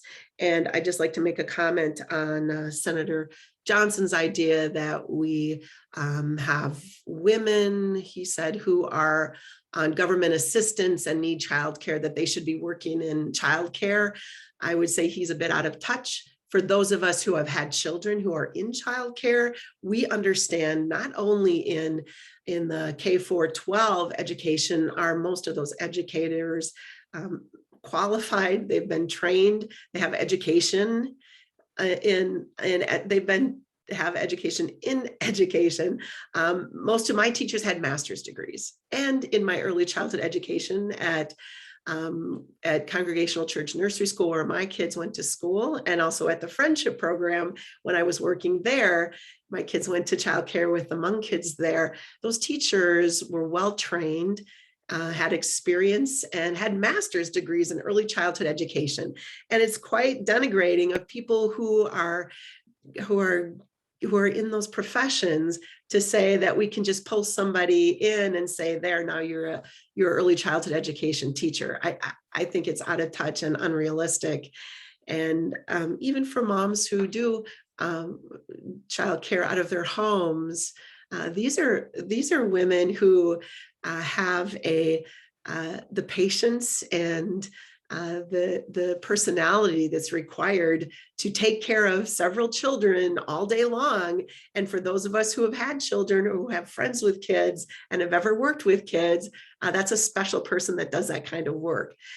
So you can't just kind of force someone in off the street, and that's going to solve our early childhood education problem. That's just quite honestly ridiculous. We are done with our general session. We could possibly be called in April and May.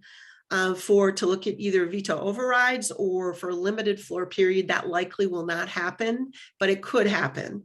And so we're prepared for that. And also we could be called in for special session, and that could, or extraordinary session, and that could be called by either the governor or the head of the majority party.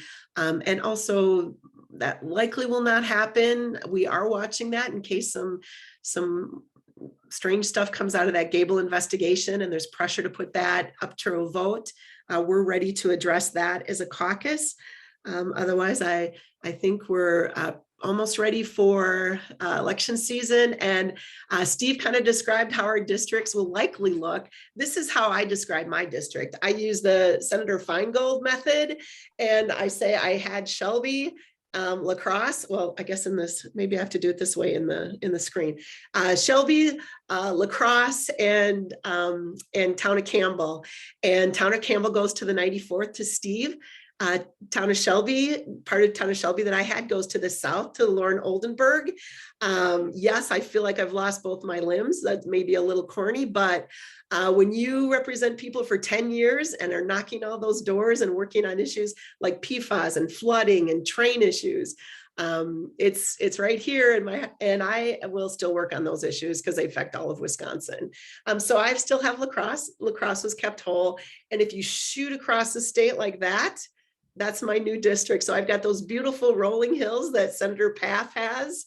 And I love those drives out there. So I'm looking forward to meeting and talking with voters in that part of the district.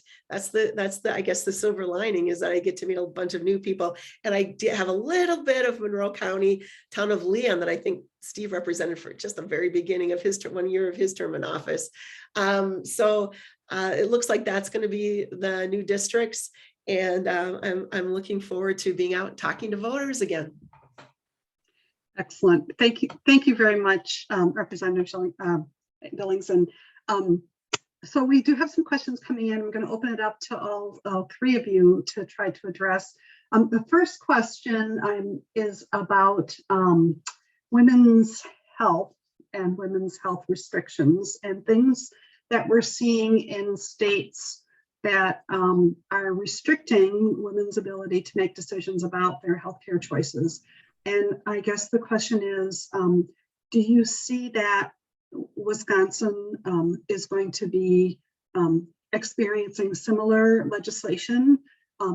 Should Roe v. Wade be somehow overturned or that ruling be changed?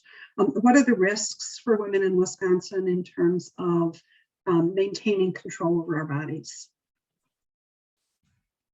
Well, this is Brad. I will kick it out in saying that I was proud to stand with my colleagues in the Capitol Rotunda in January with State Senator Kelda Royce, with State Representative Lisa Subeck, Governor Evers, Attorney General Call.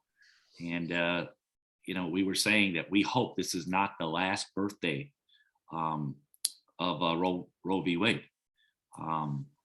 But we don't know. I think we're all closely following Texas. We're following Mississippi. I will say this is that, and Jill and Steve can help me with this. If the Supreme Court moves forward with this, we could end up back to what our state constitution, which was written back in 1848, and that's very, very restrictive. I think it's very wise to be attentive to what is happening right now at the national level and continue to stay in close contact with all of us on this. I know I'm watching it. I look for your advice and your suggestions going forward. I would agree with what Brad just said. I think that we have great reason to be concerned. As Brad mentioned, if the Supreme Court nullifies Roe versus Wade, Wisconsin's law is already in place. It's just being held in abeyance right now because of Roe versus Wade. So nothing has to happen to put that law back in place if Roe versus Wade is repealed. Secondly, those laws that we're seeing being proposed and in some cases passed in other states are highly, highly likely to be proposed here in Wisconsin. I would certainly expect that.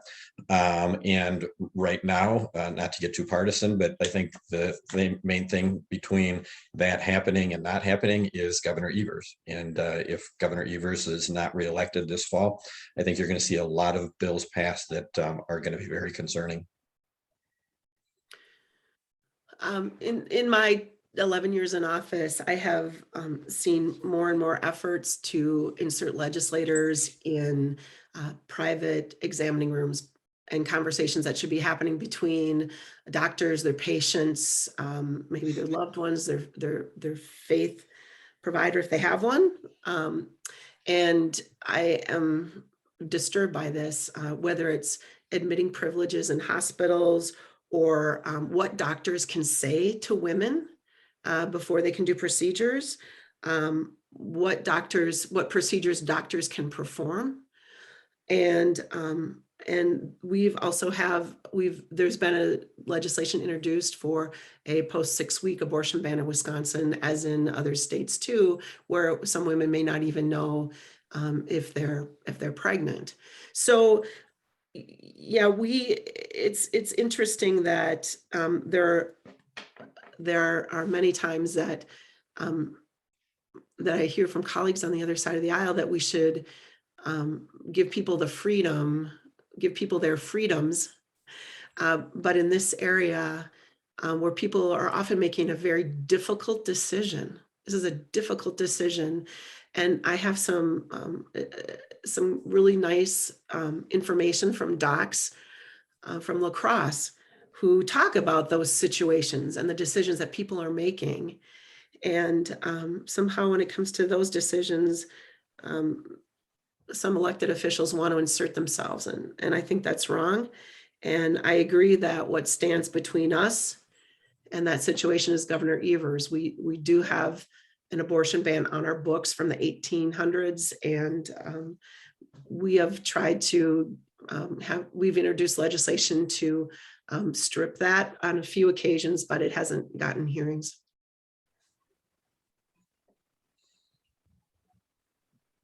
Thank you. Thank you for your responses.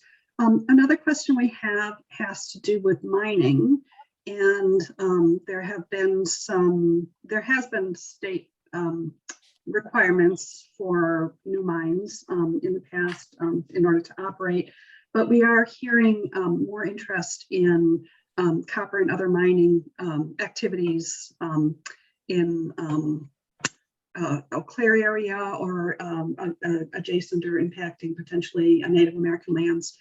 Do you have any thoughts about activities or possibilities or things the state could do to make sure that those mines are minimized in terms of impacts and authorizations? I can give also, I'll go back to my history in the legislature. When Steve and I were first in the legislature, Gojibik was trying to open mining in northern Wisconsin. And as a legislator, I was invited up, actually had lunch sitting next to the head of Gojibik. And that's a beautiful area up there. The problem is that some of that mining has created problems in northern Wisconsin with pollution. And so we're hesitant to really open new mines, especially at a point where it's difficult to do it in a clean process without creating pollution that is harmful to our beautiful pristine waterways up there and our tourism industry. And so the Gojibik finally just kind of backed down because it was difficult. It was difficult for them to get that through. And again, at the tail of this issue, I'll say it's good that we have Governor Evers as our governor. It helps me sleep better at night regarding issues. of maintaining our beautiful resources in northern Wisconsin. There are really a couple of things that the state can and should or should not do in this regard. Number one is obviously we should have minimum standards that mining companies have to operate under, not relax those beyond what they are. Second thing is we should not make it impossible for local governments to do their own thing in terms of having greater restrictions, greater protections. During the heyday of frac sand mining, people would ask me every once in a while, you know, we have frac sand mines all around La Crosse, it seems like, why don't we have any in La Crosse County? And the reason is because in La Crosse County, we have some very significant conservation and environmental protection laws that the companies have to go through and standards to meet to create mines in La Crosse County. And so I would not want to see the state step in and say, nope, none of those can apply anymore. You have to follow state law, which is going to be a relaxed version of that. So again, two things that the state should or should not do on this particular issue. And I agree with my colleagues. I mean, Wisconsin obviously has an unbelievable natural landscape. I talk about the rolling hills, coulees, and valleys of the Driftless region, which I am so proud of. But our groundwater is second to none. And we are a Great Lakes state, so we have to recognize that. And as Representative Doyle said, I mean, we have to have minimum standards. They have to be in place. And again, we need to recognize the importance of local government and local control. That's something that's very important. So that's a very good question, and we need to continue to follow it. Thank you. I have another question, and it kind of gets at what some of you alluded to with respect to local control, but it also relates to homelessness. And I know that there was at one point a piece of legislation that was being considered, I believe, that would prevent local governments from using public parks as a place where they could have either temporary or permanent shelters for people who are unable to obtain housing. I'm wondering if you could talk or share with us a little bit about thoughts you have as to, at the state level, how can you help local governments with the homelessness challenge that we have? There is not a lot of affordable housing in many metropolitan areas, and I think that it shows, and there's also probably not enough mental health care for people who have challenges in that area as well. So if you could address a little bit homelessness and local government efforts. Thank you.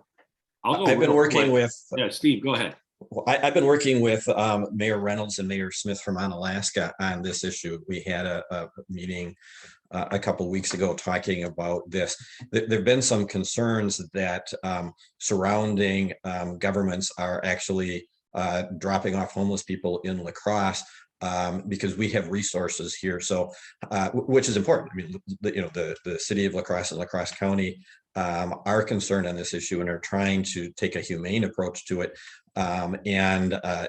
For better or for worse, surrounding areas are saying, well, we've got a homeless person, we'll drop them off at your warming center or at your Walmart, let La Crosse take care of it, which tells me that we need a regional approach. And that's what we've been trying to do. So our next meeting is going to include people a little bit, higher up, some folks from the state to talk about, are there regional approaches to the issue of homelessness? Are there regional resources or state resources that are available? I think everybody agrees that a park is not a solution. It's a Band-Aid at best, but it doesn't solve the problem of homelessness, and we need to look at it more systemically. And I'm glad that people at the local level here, not just in La Crosse, but Onalaska and the outer areas of La Crosse County, are willing to step up and try to deal with this from that standpoint, a systemic standpoint, to deal with the underlying issues of drug addiction and mental health, which be the two main drivers. And so, we're not going to see quick answers. We're not going to see the problems solved this year or next year, but at least I see the right attitude from people trying to deal with it. And on that note, I am going to have to say goodbye because I have to go off to that funeral, but I do want to say thank you so much for the invitation to join the group here today, and look forward to doing this again in the future. Well, thank you, Steve, and thank you for your work. I'll be real brief because I know Representative Billings is doing an awful lot of work in this matter as well, and I am following her lead. But I first of all want to thank the La Crosse community, the greater La Crosse community. These wraparound services, and now with the purchase of a building on 11th Street in La Crosse, there's even more work that's being done as far as a all hands-on approach, and recognizing the fact that there's a lot of different things that we can do in order to help our neighbors as they move forward. Representative Doyle, I know he's working on the regional approach, and I think that's very important. We need to do that. City of La Crosse can't stand alone on this, and it does take all hands on deck in the local units of government working. What can be done at the state level? And I'll just kind of pull it back a little bit and talk a little bit about the state. In the last 10 years or so, the state of Wisconsin has cut back on shared revenue as far as the overall amount of money that is being sent back to local units of government from our state government. It hasn't kept up with the rate of inflation. And that puts a stress upon these local units of government because there's things that the local units of government obviously want to do, and but again, they only have so many dollars available. So the state of Wisconsin can do a better job there. Mental health assistance, without a doubt. I mean, there has to be more state assistance that is brought forward when it comes to mental health assistance and alcohol and other drug abuse assistance dollars that we can work together on. The thing is that it comes to job training and job retraining programs as well. What more can we do in order to kind of facilitate that assistance? All of that is very important, and of course, the need for affordable middle class housing. There's a real need for that. So there's a lot of work that we have to do on this topic, and I look forward to continuing to work on that. But I also do want to mention the fact that since I got elected and took office in January of 2021, I have reached out and asked for advice and recommendations from my colleague, Representative Billings, who I know has been doing an awful lot of work on this matter. Jill, I'll turn it over to you. And Jill, just to note, we've got just a few minutes, and then we're going to move on to Congressman Kine. So thank you. All right, thank you.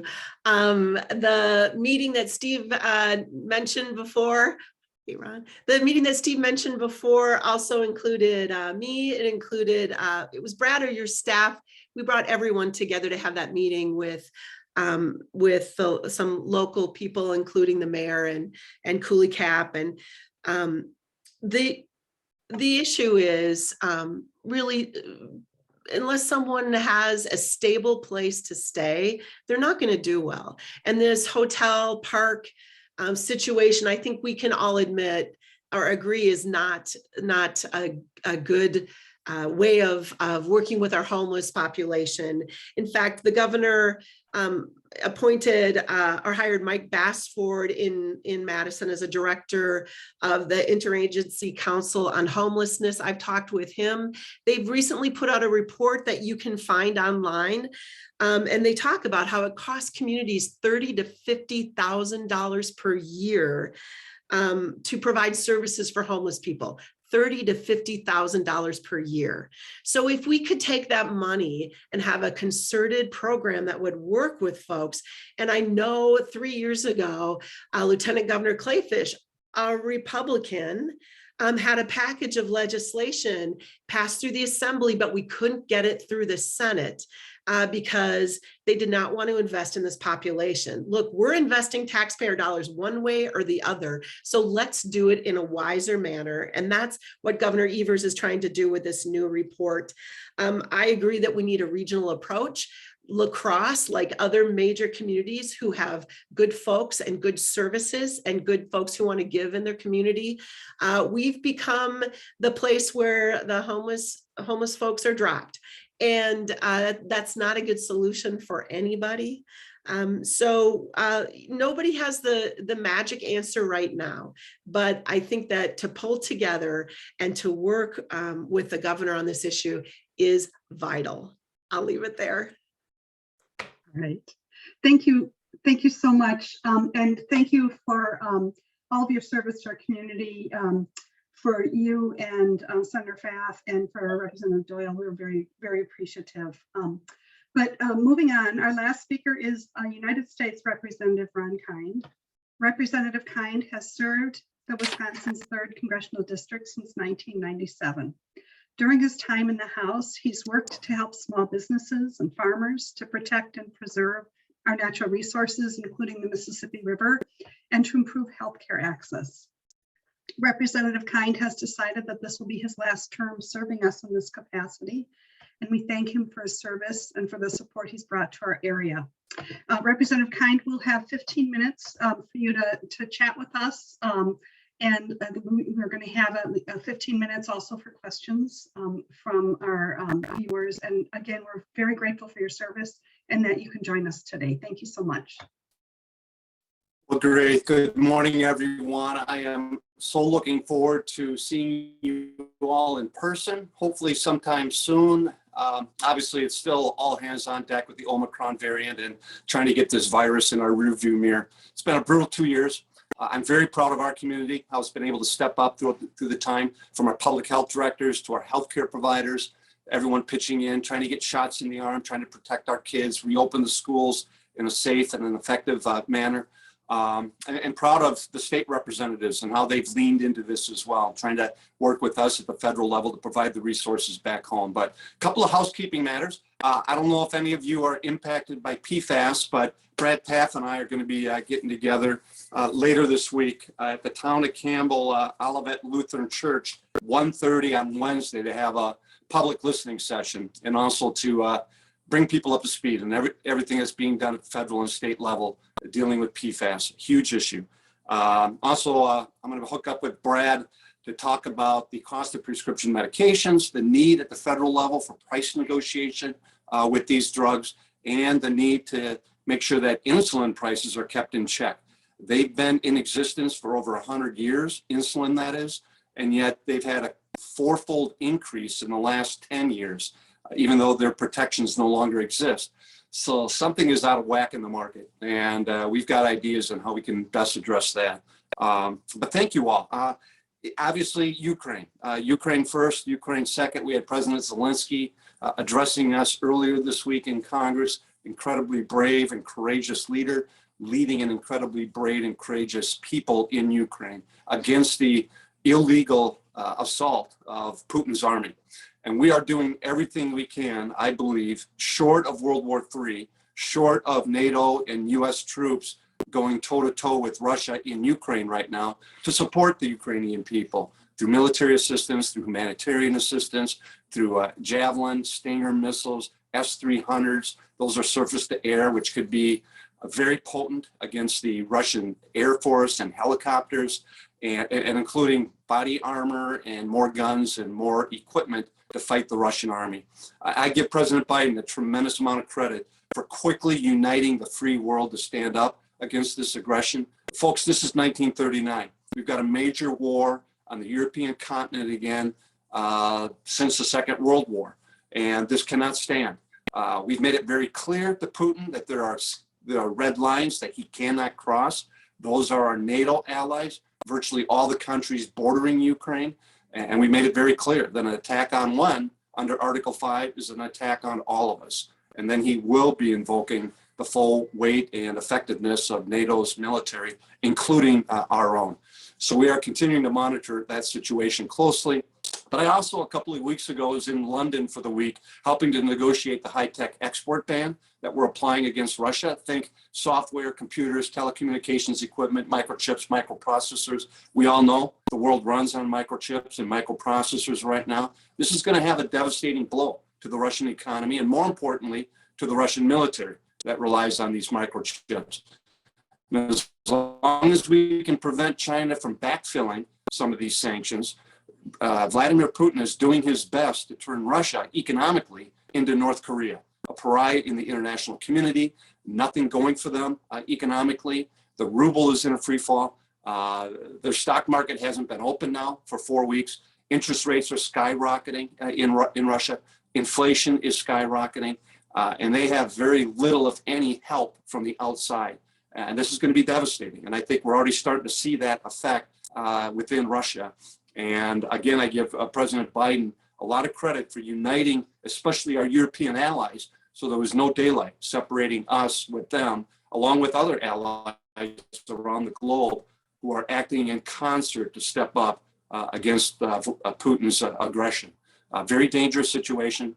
And on a personal point, my son, Matt, who many of you know, is now an infantry commander in the United States Marine Corps. So I'm not enthusiastic or eager to see our men and women in uniform having to go and fight World War III in Eastern Europe. So there's a lot at stake. And President Zelensky has demonstrated incredible leadership, and he too has been instrumental in uniting the free world.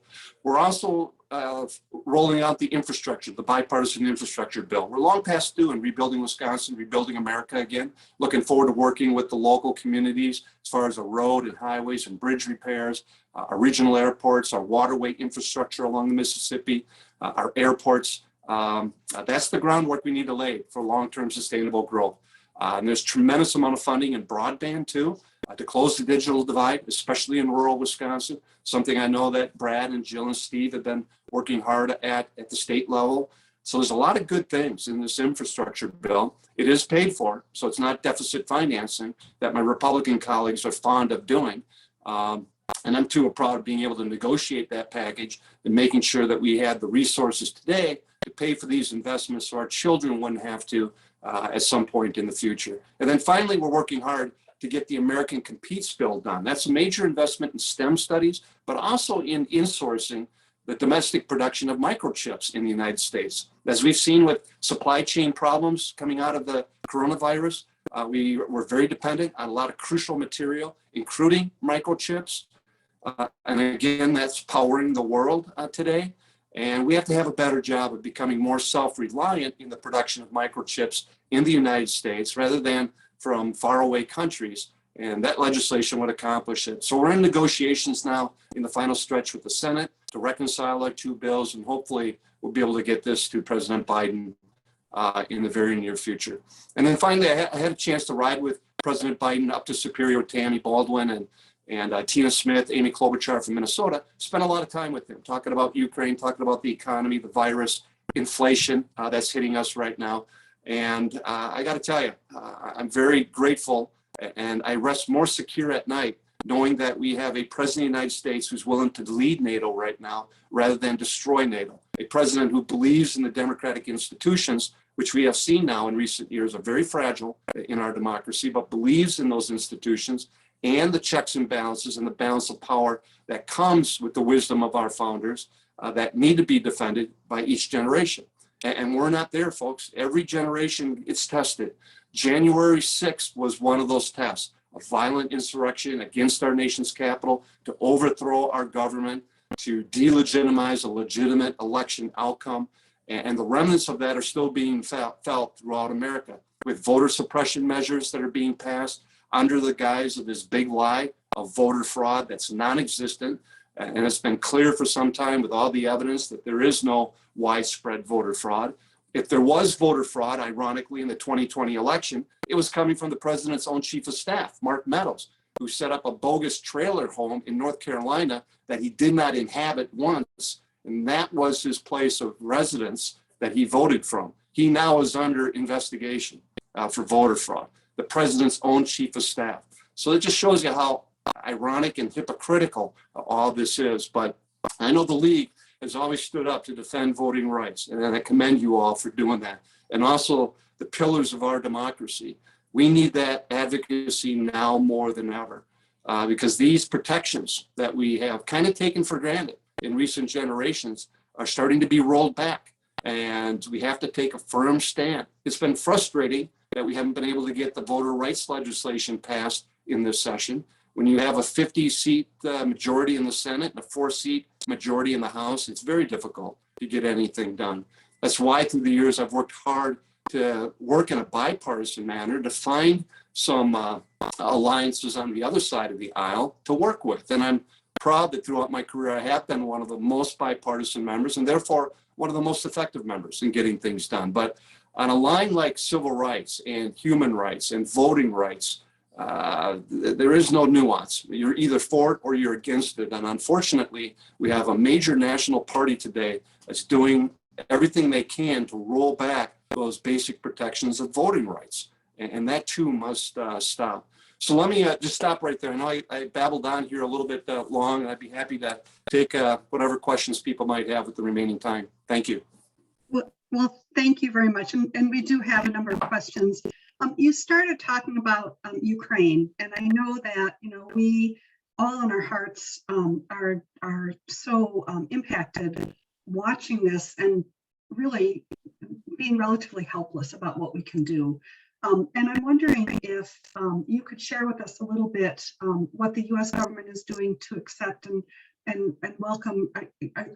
Is there any talk about refugees coming from Ukraine? Are there any, you know, for us in the Midwest of a country that's very far away from Ukraine, are there any concrete things that you think the American people can be doing to show our support and to help your other European countries or the Ukrainian people themselves? Yeah, great question. Let me just say, in reference to my website, I have links to the NGOs and non-governmental organizations, the charitable organizations that are collecting funds or material from the United States to get to the Ukrainian people, especially in those refugee camps right now. We've had over 3 million cross the border. We're doing everything we can to provide assistance to those neighboring nations that are standing up at the camps for them, from healthcare to food and water supplies to clothing. But we're also working closely with the Biden administration on special immigration visas to expedite that process with Ukrainians who have family already here in the United States. And there's hooked up with those families and brought over here to try to alleviate the pressure. I'm so proud too, and let me just digress just for a moment and give a real shout out to the interagency task force at Fort McCoy and the tremendous work they did with the vetting and the placement of Afghan families that came there. We had about 14,000 at Fort McCoy. I know I and Brad, Jill, Tammy, Steve were over there to check things out and making sure that Fort McCoy was getting everything they needed to help those families, but it worked seamlessly. I'm very proud. We had a thank you ceremony for them just a few weeks back because the last Afghan family finally left and was placed in a home here in the United States. And they did the vetting and they did the connections, working with a lot of non-governmental organizations, especially faith-based organizations that really stepped up with the immigration status and visa, and it worked well. And the other thing I would commend them is they got those shots in Afghan arms 100% compliance. And it wasn't just the coronavirus vaccine. It was the other vaccines that kids typically have to have before they start school, from measles, rubella, polio. All of them were vaccinated. And because of that, we didn't have a major coronavirus outbreak at Fort McCoy, even though it was very close living quarters. It was remarkable. But it just shows you the power that this vaccine has and how tremendously safe and effective it really is. So unfortunately, we have a little bit of recent experience in the placement of families, like we're seeing now with the displacement in Ukraine. And we just need to do what we can, working with our allies again, because they're right there. A lot of the families are choosing to stay close to Ukraine, hoping to be able to return to their homes when this passes. No one can tell them when that will be, but if there are opportunities to match displaced Ukraine refugees with American families here, we've got a process to do that. And the administration is working hard to implement that. Excellent. Thank you so much. We have another question that relates to manufacturing of microchips. And are there any plans by Wisconsin businesses to manufacture microchips to address the shortage? And are there other challenges to developing new manufacturing capabilities that need to be addressed? Yeah, you know, you may have seen the president's been out highlighting some of the recent announcements of major microchip factories being stood up in the United States. Big plant in Ohio, one down in Arizona, another one talked about in Texas. Some of us reached out to Foxconn to see about their capability. Obviously, they got a footprint now here in Wisconsin. I've been terribly frustrated with the whole Foxconn scenario. I know our state legislators in our area too are raising the appropriate questions at the right time. Just what is this going to mean? What's it going to cost the American taxpayer? And it's been one disappointment after another. So we're exploring that. GE has a bit of a presence in Wisconsin too. So we're exploring what opportunities might exist here in the upper Midwest for some microchip and microchip processing centers. It's obviously a crucial part of our global economy, something that we need in greater reliance at home. So we're going to continue working in the administration. And that's the major part of the American Competes bill that I was just talking about earlier, is about $60 billion in additional funding with incentives to stand up these microchip centers here in the United States. So we're not as dependent on foreign countries for our needs. Excellent. Thank you.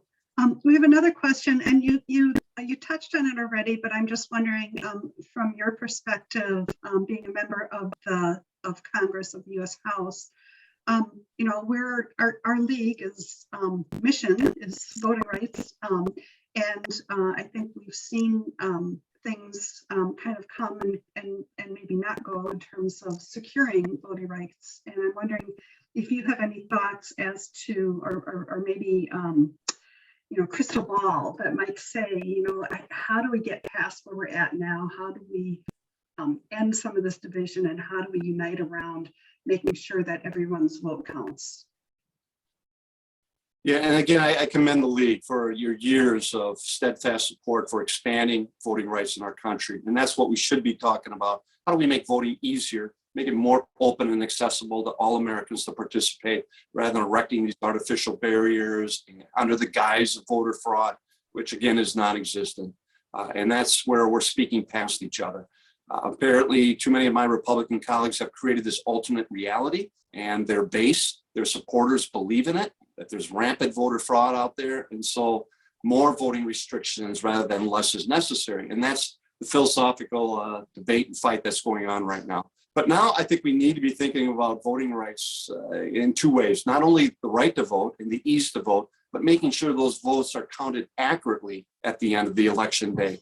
And that too is under assault right. Republicans throughout the country are stacking the deck, putting their partisans in these key election official positions with the intent of overturning elections. And that is very scary. And we saw the ultimate example of that on January 6th, when we had that armed insurrection descend upon our nation's capital to prevent us from certifying the national election result. And I will tell you again that my opponent last year was part of the mob. Derek Van Orden was on the steps of the Capitol. He had an earpiece in. He was directing other assailants where they needed to go that day at the Capitol. And the only thing that's lacking is any evidence that he actually stepped foot inside the Capitol. But he's lied about that repeatedly, about the extent of his involvement. And I think that needs to come out more in the course of this campaign, because he's their sole candidate. And I think anyone who participated in that insurrection on January 2nd automatically disqualifies themselves from any public office in America, let alone trying to become a member of the United States Congress. So the voting rights legislation, as I said, is stuck in the Senate. We passed it in the House on a few occasions. We've got that 60-vote filibuster rule that's very difficult to overcome unless we can find 10 Republican senators willing to accept the need for it, and there isn't right now. We could do a little bit of this in reconciliation. It's a technical budgetary term that I won't get into the weeds with you on now, but we can't get Sinema and Manchin to support that type of route. And only time will tell whether their stance proves wise, because there may be a moment in the future when Republicans are in complete control and they may try jamming things through Congress, and our only defense may be that 60-vote rule to prevent them from doing bad things to the American people. So it's really frustrating, and it's not just in Washington where this fight is taking place. It's in our state capitals and even in our own community. And again, I just congratulate and thank the league for your effort to lean in on this very important issue and to educate people what's at stake in our democracy. Thank you. That's very helpful. We appreciate that. I think, you know, one of the things that I hear as a top issue for people of younger generations, not that the league is filled with people of older generation, I won't go there, or for myself personally, but you know, climate change is clearly something that is going to cause us a number of societal, economic, and you know, municipal challenges. And I'm wondering kind of what your thoughts are in terms of what we've accomplished and what we still have to do when it comes to both resiliency and prevention of climate change. Well, again, sadly, there couldn't be a more stark difference between the two national parties on the issue of climate change and the existential threat that we do face with global warming and fossil fuel production and burning. And that we're going to be in the middle of a very intense debate about that right now because of rising energy prices, gas prices at the pump, natural gas prices right now. The other side, their argument now is, see, don't listen to the Democrats. We just need to crank up fossil fuel production. We need to start burning more CO2 in order to bring these prices down. I view it as an opportunity that we should be accelerating the transition to alternative and renewable and green energy and the technologies, energy efficient technologies that should be deployed, and wean ourselves off from this much quicker so we're not dependent on these dictators around the world for our energy needs. Now, oil is priced at a global marketplace. So, you know, what we do in North Dakota or down in Texas or Oklahoma, it's not going to have a huge effect on global market prices. And when supplies get disrupted, as they are now because of the Ukraine crisis, we're very dependent on the UAEs and the Venezuelans and the Saudi Arabias of the world. And that's not a good position for us to be in. And that's all the more reason why we need to be stepping down on that pedal metaphorically and moving to the alternative and renewable energy sources that we have available right now and bring it to scale. I'm proud that under the bipartisan infrastructure bill, we have a lot of incentives for the acceleration of electric vehicles and the EV charging stations that are necessary throughout the country. You know, it's kind of a chicken and egg thing, but we're going to need those EV charging stations, especially in rural America, in order to make this viable so that people can buy those EV cars or EV trucks now. And some of you may have seen President Biden in that EV F-150 truck going 0 to 60 in less than 4 seconds with a lot of torque. So we've got the means to do this, but we lack the infrastructure to put it all together. And that's another reason why the infrastructure bill is so important. But we're also making a major run at more climate change legislation through the Build Back Better plan. And unfortunately, that's what got stuck in the US Senate. So we're looking at other avenues right now, especially with my jurisdiction, with the tax code, of what we can do with the tax code to incent this transition to clean energy and clean energy technology at a much quicker basis. So it's going to be interesting to see where the American people come down. Do they view the crisis in Ukraine, the crisis at the pump right now that they're feeling, as an opportunity to continue our transition, or as an excuse to go back to the 20th century energy policy of fossil fuel production, and let's just burn whatever we want in order to bring the price at the pump down? And that, I think, is an open question. I'm going to be very curious to see where the American people go. Do they love their cars and trucks and the gas that they put into it more than they love freedom for the Ukrainian people? I think we're about to find out. Thank you. You know, you mentioned a little bit earlier about our reaction to the pandemic and the advances that we've made in terms of the vaccines and the great things that were happening with the getting people vaccinated at Fort McCoy, and that's, I hadn't heard that, so I think that's just outstanding to hear. But can you tell us what your thoughts are in terms of funding for COVID readiness or pandemic readiness, and also if there's another vaccine or booster shot that gets approved, is there funding available for people to obtain that funding? Is it still something that there's so much else going around in the world? Is there still an effort to try to help people and us through this pandemic? Yeah, there very much is. And we're approaching a crisis state because the funds that we allocated for battling the virus and for vaccines and for all the PPP programs that existed is running out of money.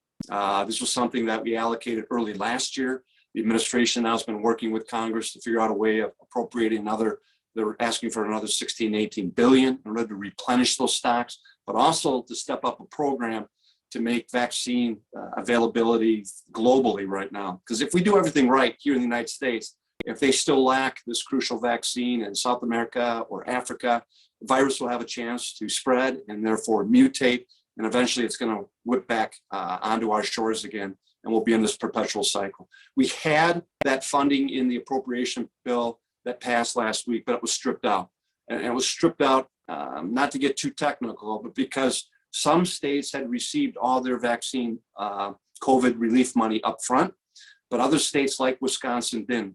And the Republicans were grabbing that pool of money that hadn't been allocated to a state like Wisconsin and was going to divert that to pay for this other COVID package. And we felt that wasn't fair. So I, working with Mark Buchanan and others, said that we've got to find better pay-fors for this COVID package to make it fair for all the American people. Otherwise, Wisconsin would have taken a $225 million hit for money that we were relying upon based on the old funding formula, just to satisfy Republican demands. So we're still working with the administration to figure out a way to move this forward. It would be nice if we had more Republican support. Quite frankly, they are past COVID. They think it's over, that we shouldn't be allocating any more money to address it. And they're really setting us up for failure the next time we have a major outbreak in this country and in other parts of the world, as we're seeing now in China, that's shutting down whole cities. It's reared its ugly head again in Europe and other places around the globe. So we're not done with this yet. And the Congress has to be smarter in making sure we've got these programs up front to deal with outbreaks rather than trying to play catch up as we found ourselves way too often the last 2 years. Thank you for your response. You know, we have just a few minutes left, and I'm wondering if you'd like to just take a couple minutes of reflection back on your career and the service you've provided, and just maybe just highlight what you think are the greatest things that you've been part of in terms of accomplishing as our representative, and you know, just I think leave us with some thoughts that inspire us and are ones that we continue to be grateful for your service for. Well, I haven't been doing too many postmortems on Ron Kind yet. I still have until next January to finish out my term. But listen, as I've said repeatedly, being able to represent you all, my home area here in Western Wisconsin in the U.S. Congress has been the honor of my life. It truly has. But I never meant it to be the honor for my entire life. So I have a lot of makeup and catch up to do with Tawny, who's been an incredible partner through all this. And she's establishing her to-do list, what she would like to do in our next chapter. And we're really looking forward to it. But one thing we'll guarantee, we're not going anywhere. This is our home. You know, she and I are both from this area. We raised our family here. This is where we're going to be, and we're going to stay engaged in whatever way we can in the community. And I'll just leave you a little upbeat, more optimistic. I know I've been sounding this is what we need to be worried about right now, but listen, we do live in an incredible country. It's incredibly resilient. Each generation has had their set of challenges, and each generation's been asked to stand up and to address them. And somehow, as dark as the clouds were, we've been able to manage that so far. And I'm confident that we can continue doing so as we move forward. But one of the great threats that I think we're facing as a democracy is a lack of an agreement of what the facts are and what the truth is through social media, through other media sources, through the statements of elected officials. An alternate reality has been created in America, and it's forcing us to talk past each other rather than talking with each other, listening to each other. And I found through the years that if you can get in the same room and respect each other and listen to each other, there's a lot of common ground that can be had. But there are social forces at play right now doing everything they can to divide us in our communities, in our country. And that's not working very well for our democracy. Democracy is like a big family. It requires compromise. It requires give and take. It requires love and respect and trust to build up. And we're losing those basic elements for a functioning democracy. I've always told people I approached my job in Washington the same way I did with my family. If I came home one night and told Tawny, dear, I've got this great idea on how decisions are going to be made in this family. It's going to be my way or no way at all. She'd throw me out on my keister in a second. She wouldn't tolerate that for a minute. Why would we expect that attitude to prevail in our democratic family at whatever level? And so that's a big challenge I think that we do face. But we faced some big challenges in the past too. And the historian in me who loves reading about American history, loves reading about the great figures that have placed us where we are today. I'm hopeful. I've been proud to represent 6 of the 11 state universities and Viterbo and 4 technical schools. And this generation gets it. They understand the existential threat we face with climate change. They understand the need for us to find that common ground to be able to work together more effectively. And so I'm pretty confident that our country's going to be left in pretty good hands with the generation coming up behind us. But I've been impressing upon them. It's a lot of hard work. And now is not the time to be standing on the sidelines. We need good people to stay involved in the democratic process, as all of you have been with your involvement with the league. And again, I'm just so grateful for everything that you've done in the community.